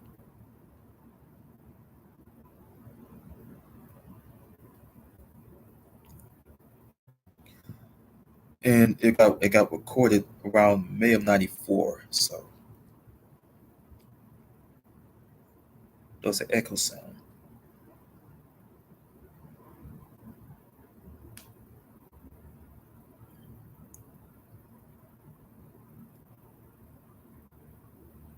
What was the echo sound? They got other shit that nobody else even get to listen and read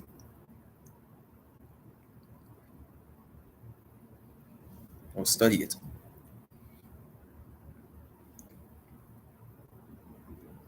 So other things I gotta read. So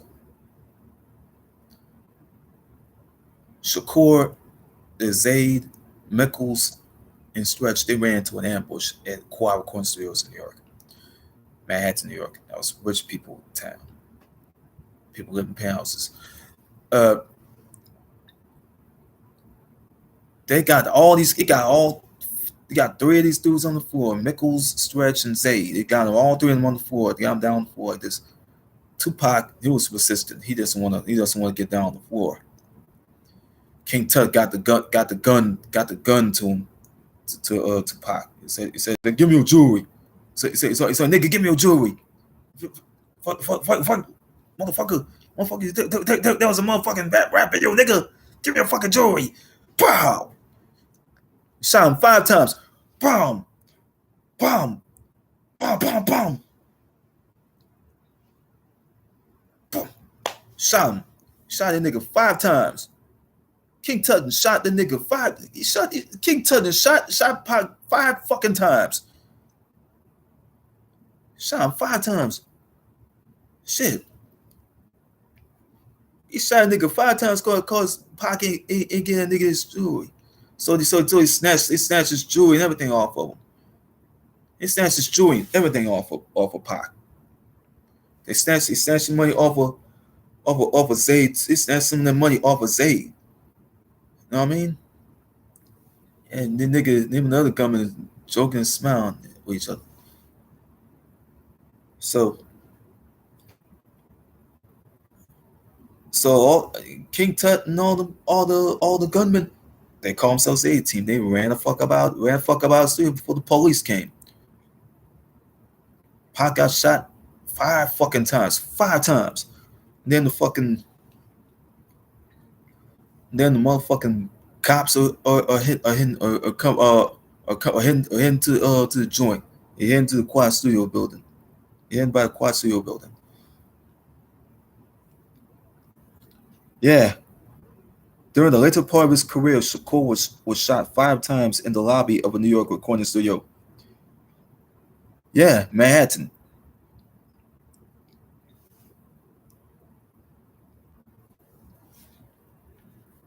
That man's been experiencing legal troubles ever since the Kai Walker Teal incident.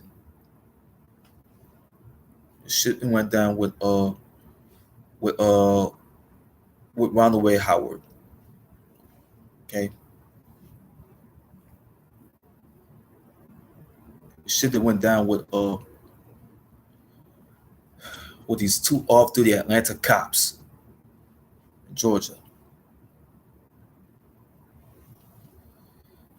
His money's down because of all the bogus ass phony lawsuits. It's all led to shit. Bullshit fucking lawsuits. Yeah.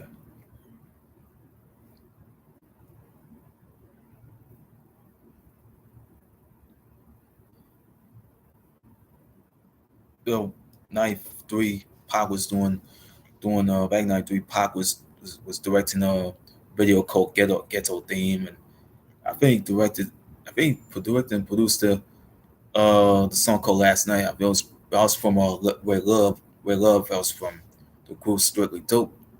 Remember him from Strictly Dope? That's Where Love video. Last Night.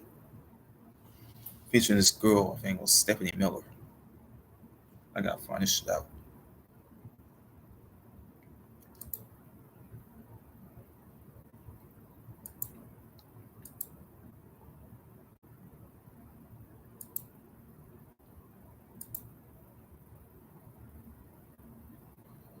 Well,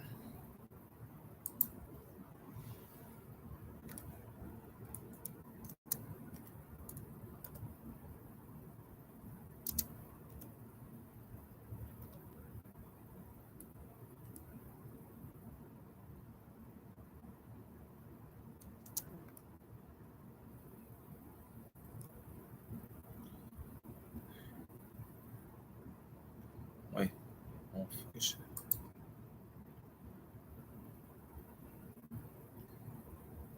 Yep, Steph Miller. See, Tupac Shakur had directed this video.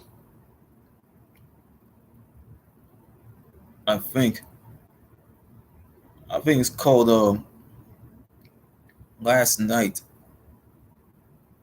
It's called Last Night. It's called Last Night. That was featuring Stephanie Miller. That was featuring Stephanie Miller. Everybody remember this shit? That's for Tupac and Way Love.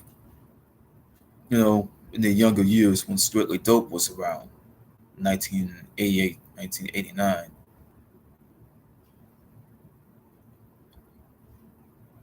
You know, Tupac and Ray, they like buddies, man. They best friends since the days of Strictly Dope. So,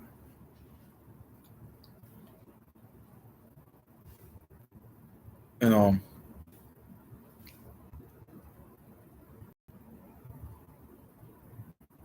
so one reason Pac directed in like what 94.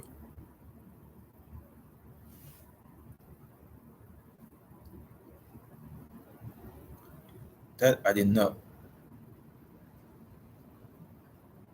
Yeah, that's what I remember. First rap group. Strictly Dope. He was in the first rap group called Strictly Dope. Remember that shit.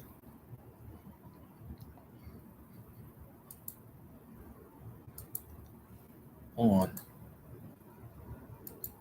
We go to Ray Love.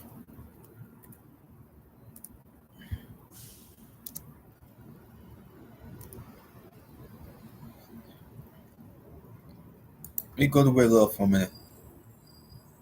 Oh, that was out in 95. Fuck. Tupac directed that video in 95. Shit. Tupac directed that video in 95.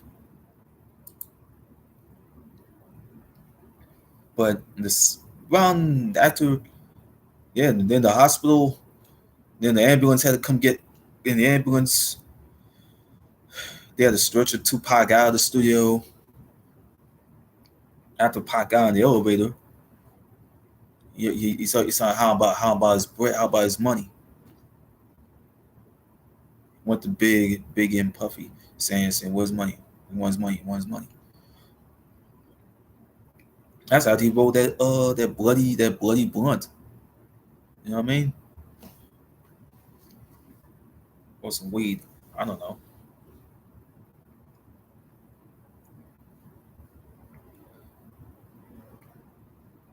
So the ambulance and EMT people at the ambulance people, they had to come pick up. They had the EMTs, whatever, emergency medical techs. They come to pick Tupac up. They had to horizontally stretcher him out of the building, down to the elevator horizontally.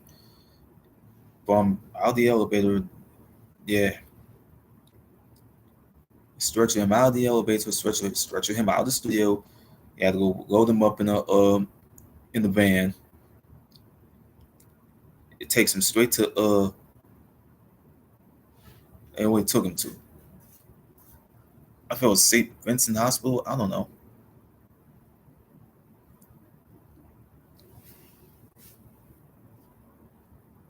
I think Bellevue, I think. That's where it took him to. On that night. It was on November 29th, whatever, of 94, I think it was November 29th of 94, I think. I gotta find this stuff out.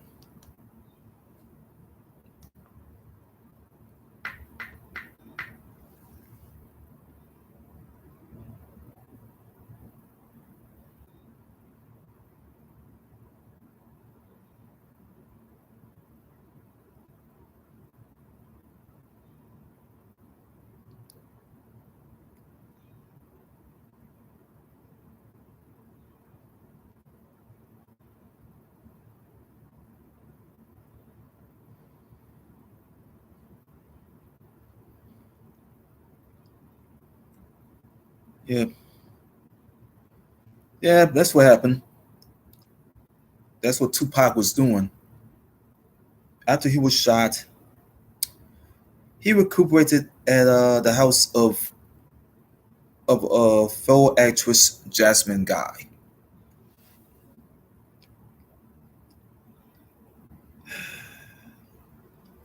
I know that Tupac Shakur guest appeared on A Different World, dude.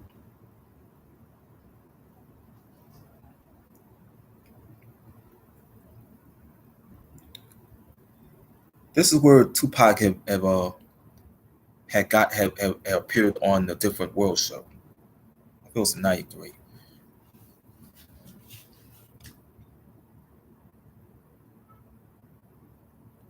I think Jasmine Guy kind of met.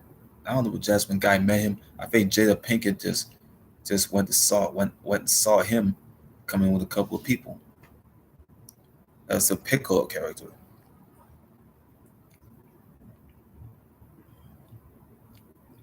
But Temptations, I don't know why, but even though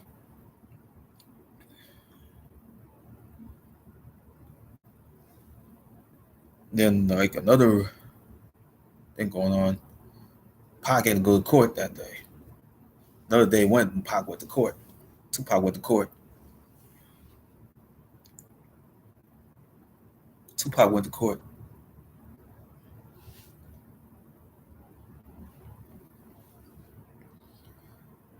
He went to court, same courthouse, in a wheelchair, accompanied by his last manager, uh, Watani Tehimba, was considered like an uncle to Tupac. You know what I mean? Wheeled him into the courthouse. I then got him in the car and took him to court. That same courthouse he came out of, like in July of '94. Then he last came out in November, right before that, before the incident. Um, Later he was found guilty. Later he was guilty of things of that nature.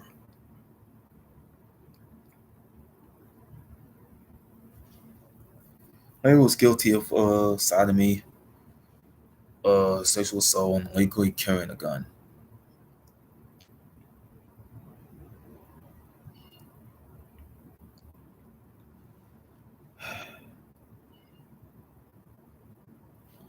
He was working on the Me Against the World album. We're gonna go there.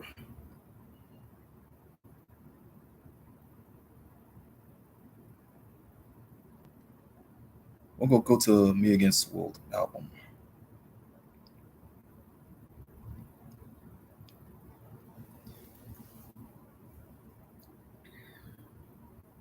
Around December '94, he was found guilty. But January '95, Pac had to go direct the video of Last Night, about Ray Love and Stephanie Miller. Until and then another month, February of '95, Tupac was sent was and Tupac was heading straight to prison. Tupac was heading straight to prison on February of '90, around February of '95. Around the time when Dear Mama came out,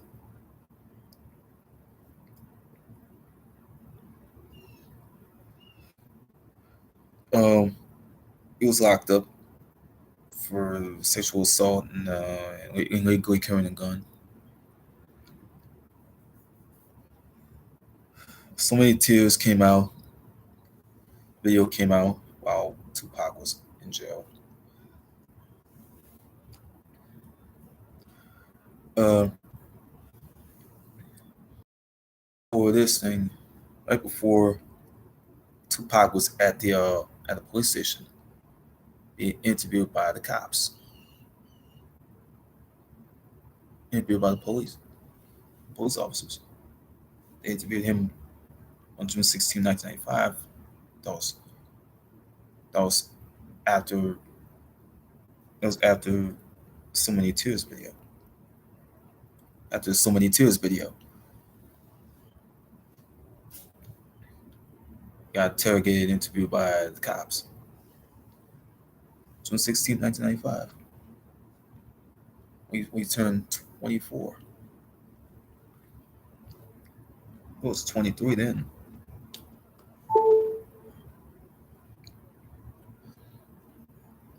See, Sam Bossing was doing all the directing, was doing all the producing. Mike Mosley was producing him, was producing for Pac. Him and Sam Bossing were producing for E40 and them.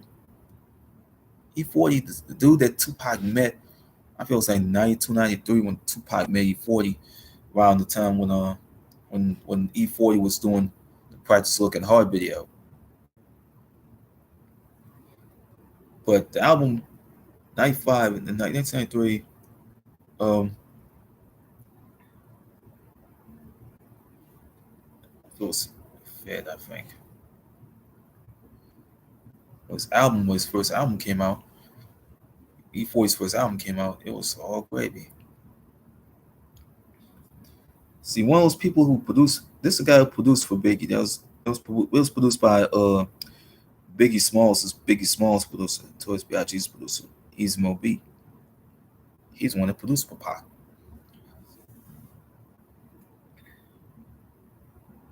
Johnny J. This is this is around with Thug Life. This is right after he met Tupac 94. Okay, 93, 94 after Tupac met him. After Johnny J met Tupac. After Johnny J, met Tupac like 93, 94. All throughout 95, 96.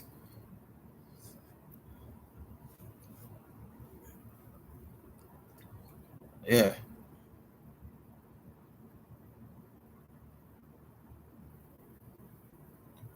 94. That's what Johnny J met Tupac. Around the time we met him. When he met him.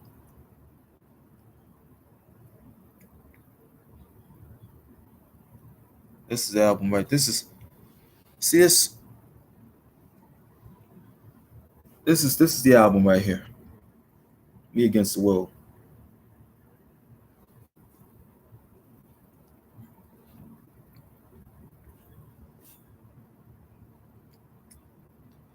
93, 94. It got recorded between 1993 and 1994 at that period. That got released. It got released by the time when Tupac was languishing away in jail, upstate New York.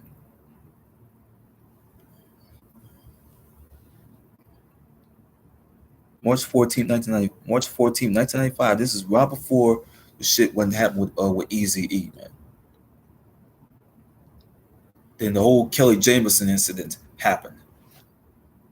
Then the Kelly Jameson incident happened in California. Top of all that shit. Then Easy's uh death press conference, what I mean, that came out. Then the press conference came out March 16th of 95. Easy was in the hospital. He's diagnosed with AIDS.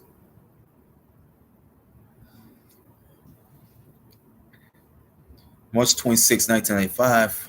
And this is when the news started to happen when Easy E died of the full blown AIDS virus. He was in his early 30s, man. He was in his early 30s when he died. He was in his early 30s when he died.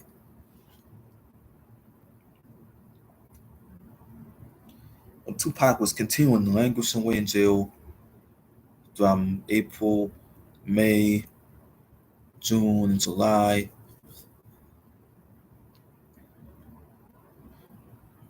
Yeah,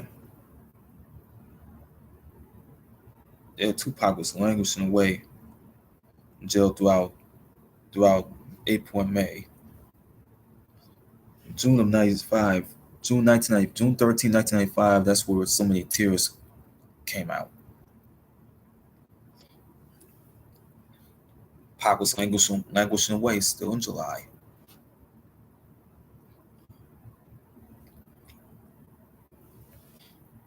Late August of '95.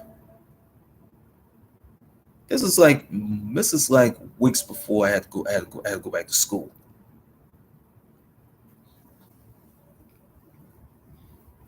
Years ago, over 27 years ago.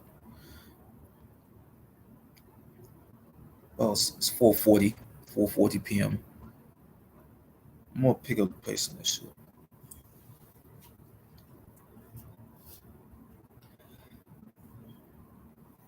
Well, on August 3rd, 1995, Death Row versus Bad Boy is squaring off at the Source Awards. August 3rd, 1995, there's the Source Awards happening. The Source Awards. Shit just went down. This is around time when it goes around time when Reggie White Jr. got the job at Death Row Records.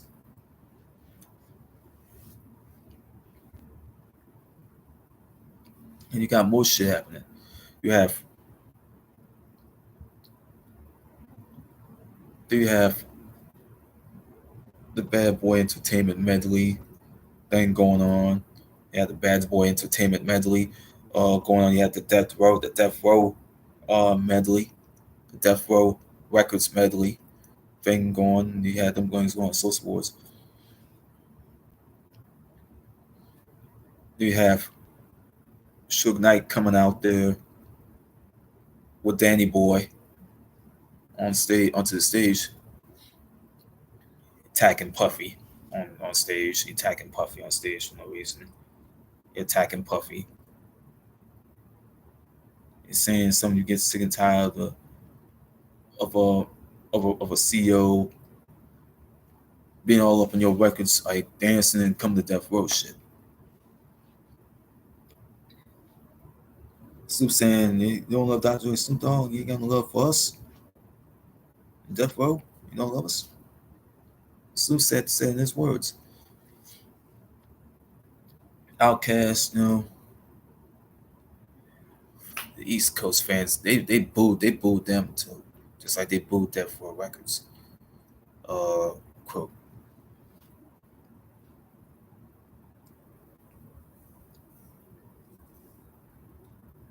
Tupac was in jail by the time this East-West feud happened.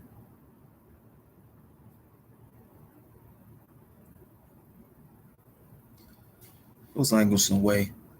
Then August 29th, 1995, Temptations came out at the end of August of 95.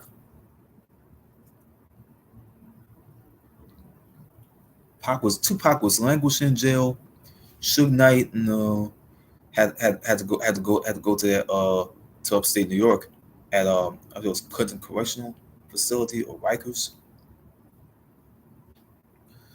to go visit Tupac. Notorious B.I.G. did not even come there to see him at all. Stretch did not even come to see him. He's supposed to come there and see Tupac anyway. They forgot to come see him because they ain't got no IDs with them. They're supposed to have IDs with them.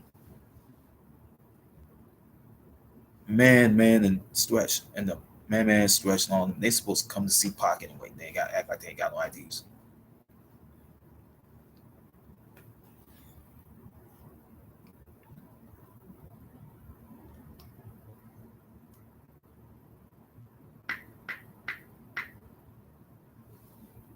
So on September 13th, not September 13th, September 16th, 1995, this is where Suge Knight came to see Pac. Suge came to see Pac. And he signed a contract agreement with Death Row. He signed a contract deal with Death Row. Suge Knight.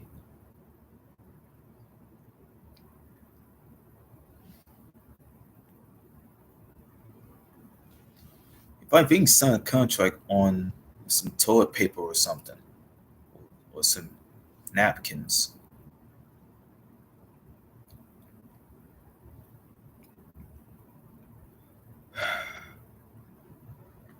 Then the shit went down, the Jake Robles incident happened. Jake Robles thing happened. Jake Robles and Suge Knight had to go to Atlanta.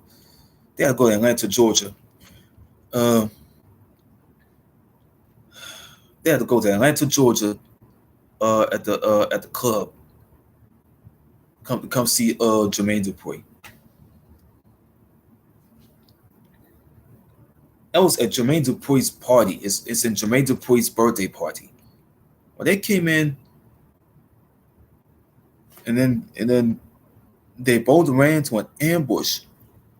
There's Sean John Combs and the whole Bad Boy Entertainment crew. He got a crew of niggas with him. I'm telling you this shit from verbatim. He had a crew of niggas with him. Whole Bad Boy crew of niggas. They stormed up the fucking club and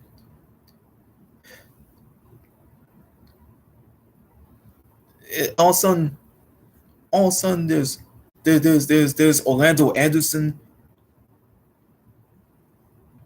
He came in Anthony Jones, they call him Wolf.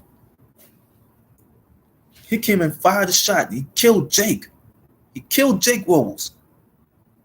Anthony Jones pulled out a firearm and shot and killed Jake Robles, who was Suge Knight's uh man right there. That's his homie. That's his homeboy in the Pyru game.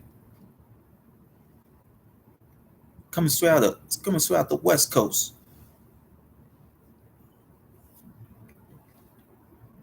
And once they came and got Jake, and then Jake died on fucking arrival. Then Nelson Suge had to go fly right on back to LA from Atlanta.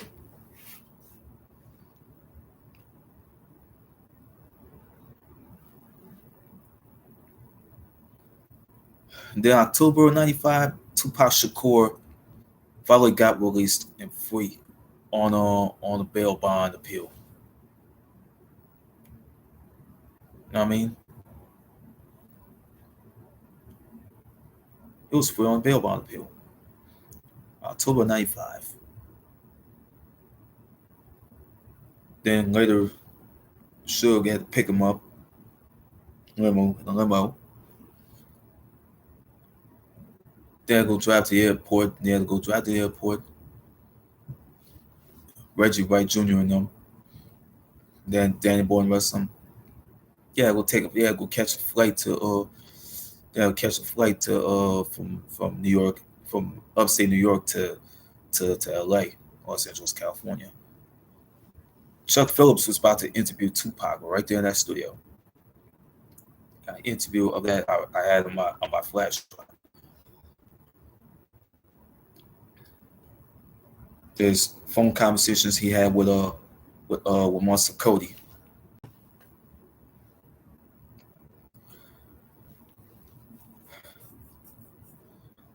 You know, some mixed with that.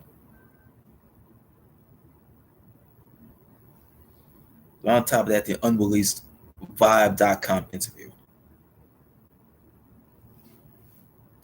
which I had on my other media card. I had that on my media card, along with the unreleased televised jail interview. So it's on there. Tupac's interview televised on MTV. We got the video shoot for California Love when All Eyes on Me was about to be recorded.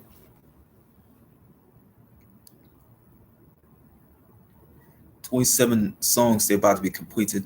Then this shit. Then this shit.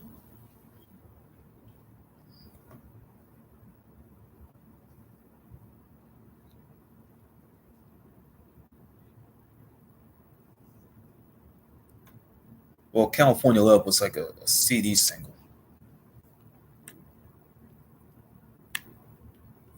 It was like a CD single.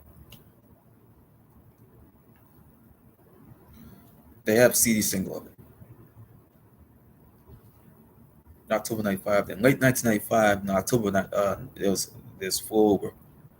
Interview with an MTV with Tabitha Silver. Uh, they have late 1995. You know, Tupac had to go fly to Vegas, Las Vegas, Nevada, with Suge Knight. Everybody was the dog pound. Snoop was on house arrest. Uh,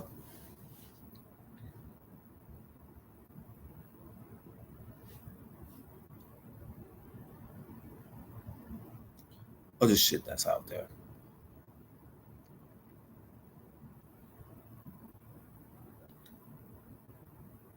And they went to the Bo Holyfield heavyweight boxing match. They went there before going to Club 662.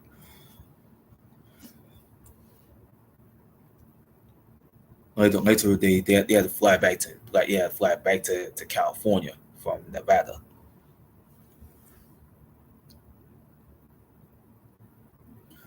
Shit.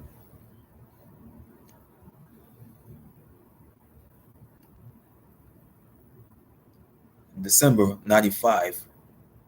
December '95. There's the Death Row Records Christmas party when a few of the dudes, it was Tupac, Dr. Dre, Suge Knight, and all of them, they assaulted it. They beat up a guy named Mark Anthony Bell, who was uh, who was like who was like an old classmate of Sean John Combs. They beat him up and get Sean Combs' address out of him. They make Suge made Mark drink the urine, and then he choked him and beat him up. He choked him and beat him up. And then Suge going deliberately went after Puff. Suge just went right after him. Like said after what they did to after they assaulted Mark Anthony Bell at a Christmas party.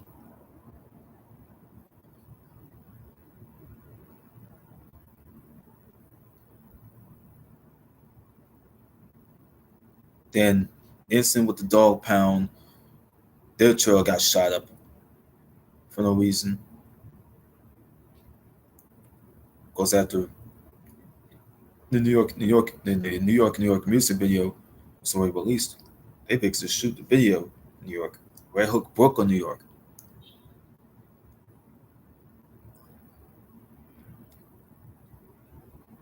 They Dog Pound's supposed to go to the radio station. They went to the radio station.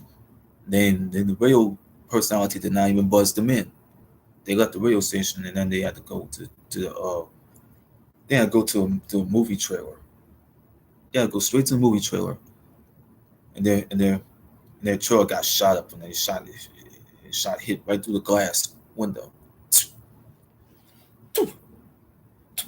Shots. Got too many straight sniper shots there.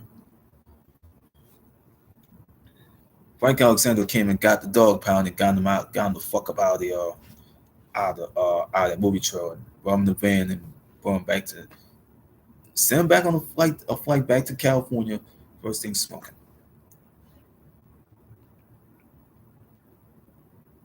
Should have got on the phone with Frank Alexander.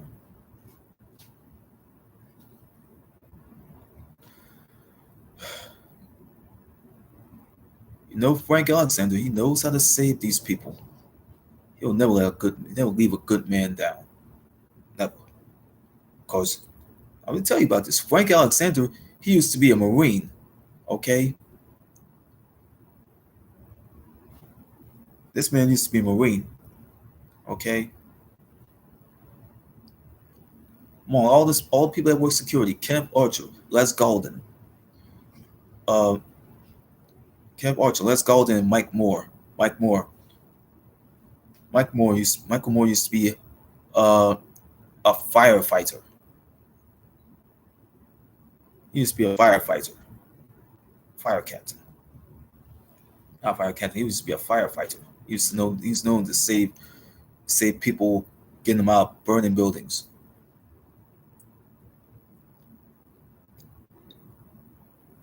Uh, after January '96, I think it's in nature. Through February '96,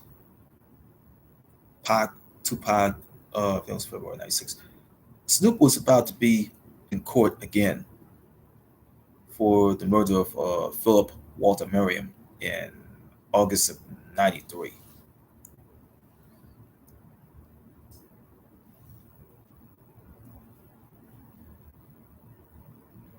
He was sitting there with Malik, you know what I mean, David Kenner, you know what I mean, and he got acquitted. He got acquitted, just like O.J. Simpson did years ago, over years ago. Free and gotten away with it. Tupac was outside the building, you know, supporting Snoop at that time. Dr. Dre wasn't even there. Dr. Dre was in the courthouse most of the period, but he wasn't even there. So Dr. Dre left. I think it was around March 96, I think it was around, I think Dr. Dre left Death Row with nothing else. Paperwork. He left with all sorts of paperwork with nothing else. It was April, May of 96. He left with nothing. March 96, Tupac was March 16th, 1996, Tupac and Suge, where they went, they flew right back from LA to Las Vegas, to go to the MGM again to go see the Tyson Bruno heavyweight boxing match. Mike Tyson had two fights on that year, March and September of '96. They had two fights that year.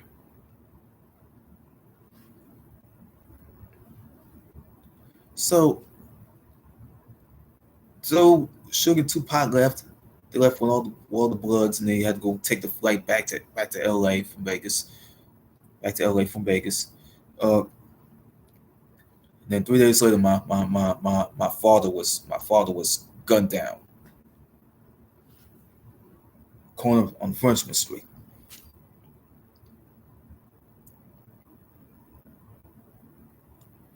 3 days later, after Tupac and Suge went to Vegas to see the Tyson Bruno fight. Well, after that, my father, James Carn Shaw Jr., was killed. Okay, so I was in the country during that period. So I was gone from there like '03. So you never know what you never know what time is going to happen. So we're gonna go straight to that part. April '96, Dr. Dre was leaving Death Row Records with nothing else. I went to my dad's funeral on March 23rd, 1996.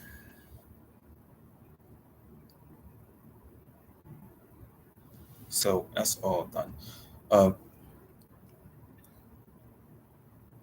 April '96, that's what happened with Dr. Dre. He left Death Row with nothing. May of '96, Tupac was going to be appearing on Saturday Night Special, YST. Uh, After Pac and Snoop had fallen out at at the penthouse. There's some shit going down with them. The Saturday Night Live show, he appeared on that. Tupac appeared on that. It was June of '96, I think. He did a show. He did a show on I think he did a show. He did a show on, I think it was in the Gun Arena in Cleveland, Ohio. Uh, Around time when Hit 'Em Up was out. With Hit 'Em Up, the classic battle record that came out.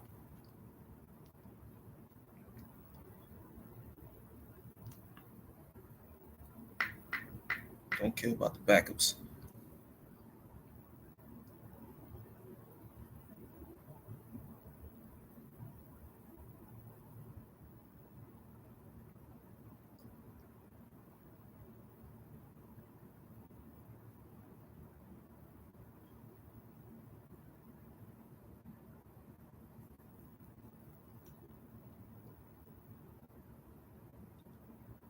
Yeah, February 13th, 1996. That's where that album came out. Me Against the World. Not Me Against the World. All Eyes on Me. All that came out. Early 1996. That came out after Snoop was acquitted of the murder case.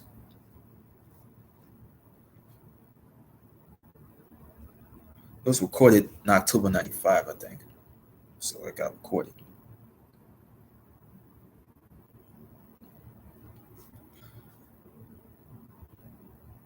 That's where all goes in.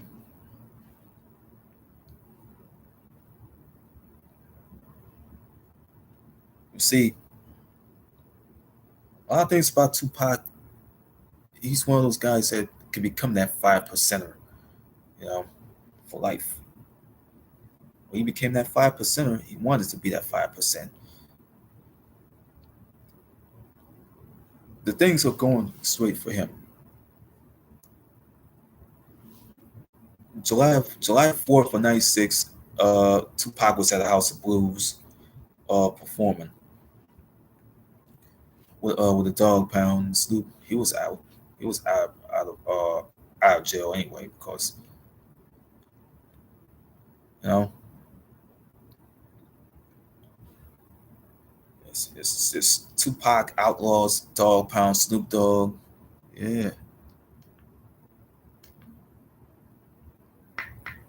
Casey and JoJo, man. A few other people. A few other people, man. They were at the House of Blues in Los Angeles. See, that's not what's going to happen to anybody. So you have people that's coming.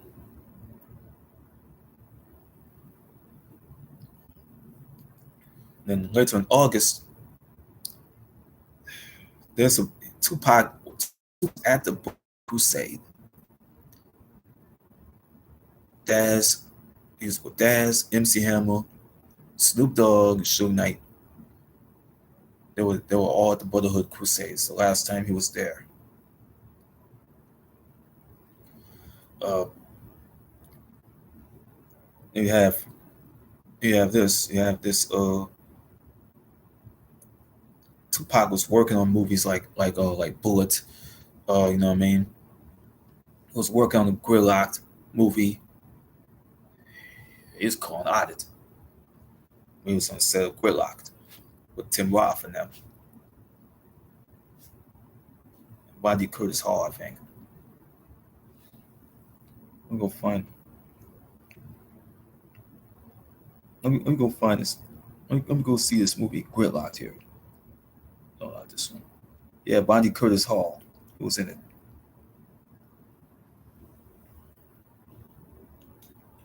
So we're gonna go to the movie Bullet.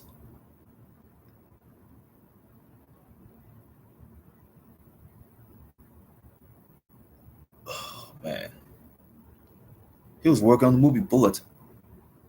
Shit. Even though it got released on October '96, early October '96, October 1st. This was his final movie, Bullet. This is Tupac's final movies, his last movies. Game related. It was this is the last. This is three of his final movies that he was starred in.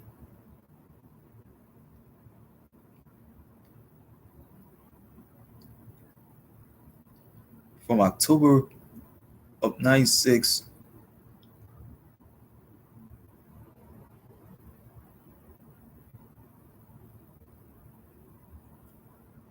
all the way to January and October of '97. These are the last three movies that Tupac was featured in.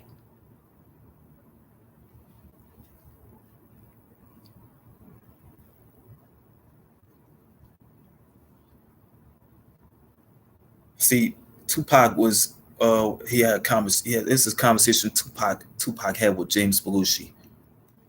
That was on the set of Game Related '96. This is before it got put on hold. Gridlocked. I'm explain this in a minute. Then they had the phone conversation, the conversation that Tupac had with James Belushi. Then you have the final interview of Tupac Shakur along with Rob Marriott. Then later in September, '96,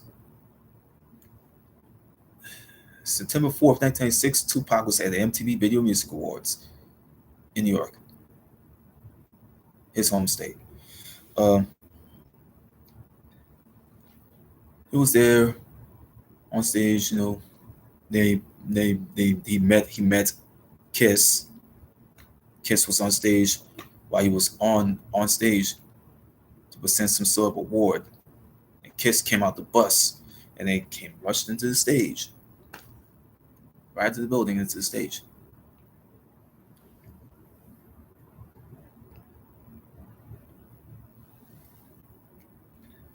And then Pac won the award, put on the interview with Tupac and Snoop. You know what I mean? That's his final interview on MTV. Uh, then then especially Tupac was at Bryant Park with Suge Knight and a few other people. You know what I mean?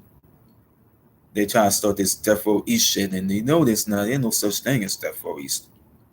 Was there Death Row East or not? I don't know. I don't know something Suge Knight had concocted and premeditating. But for that matter, it's on the light.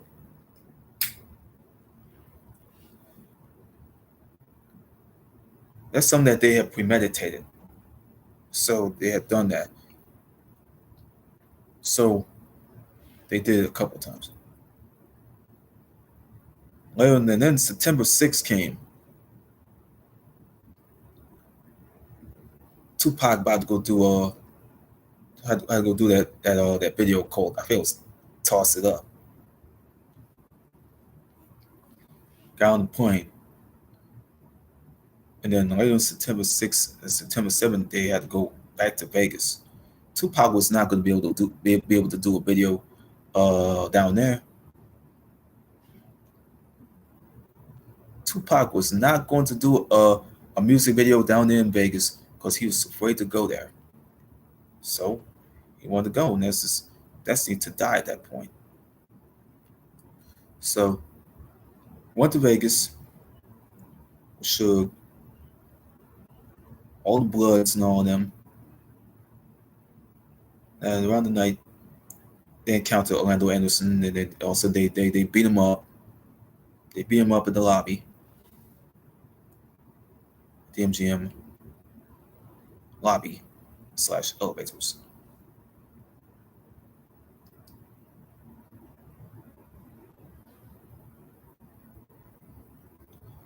The elevators, especially the elevators. Then you got. Then Pac went there, changed his clothes there, and then him and Suge out there partying.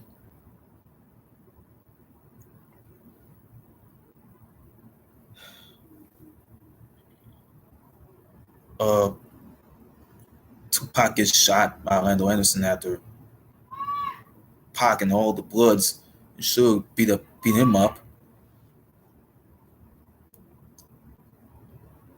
He got killed, and then 6 days later,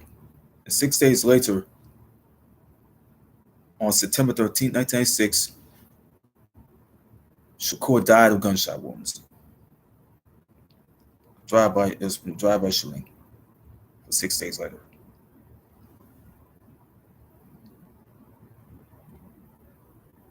And that's how I remember of a Tupac Shakur. Yeah. I'm about to end this last show. James Coleman. I'm ready to get the fuck up. I'm ready to get on back upstairs. And I'm gonna fix me some more to eat. Good luck.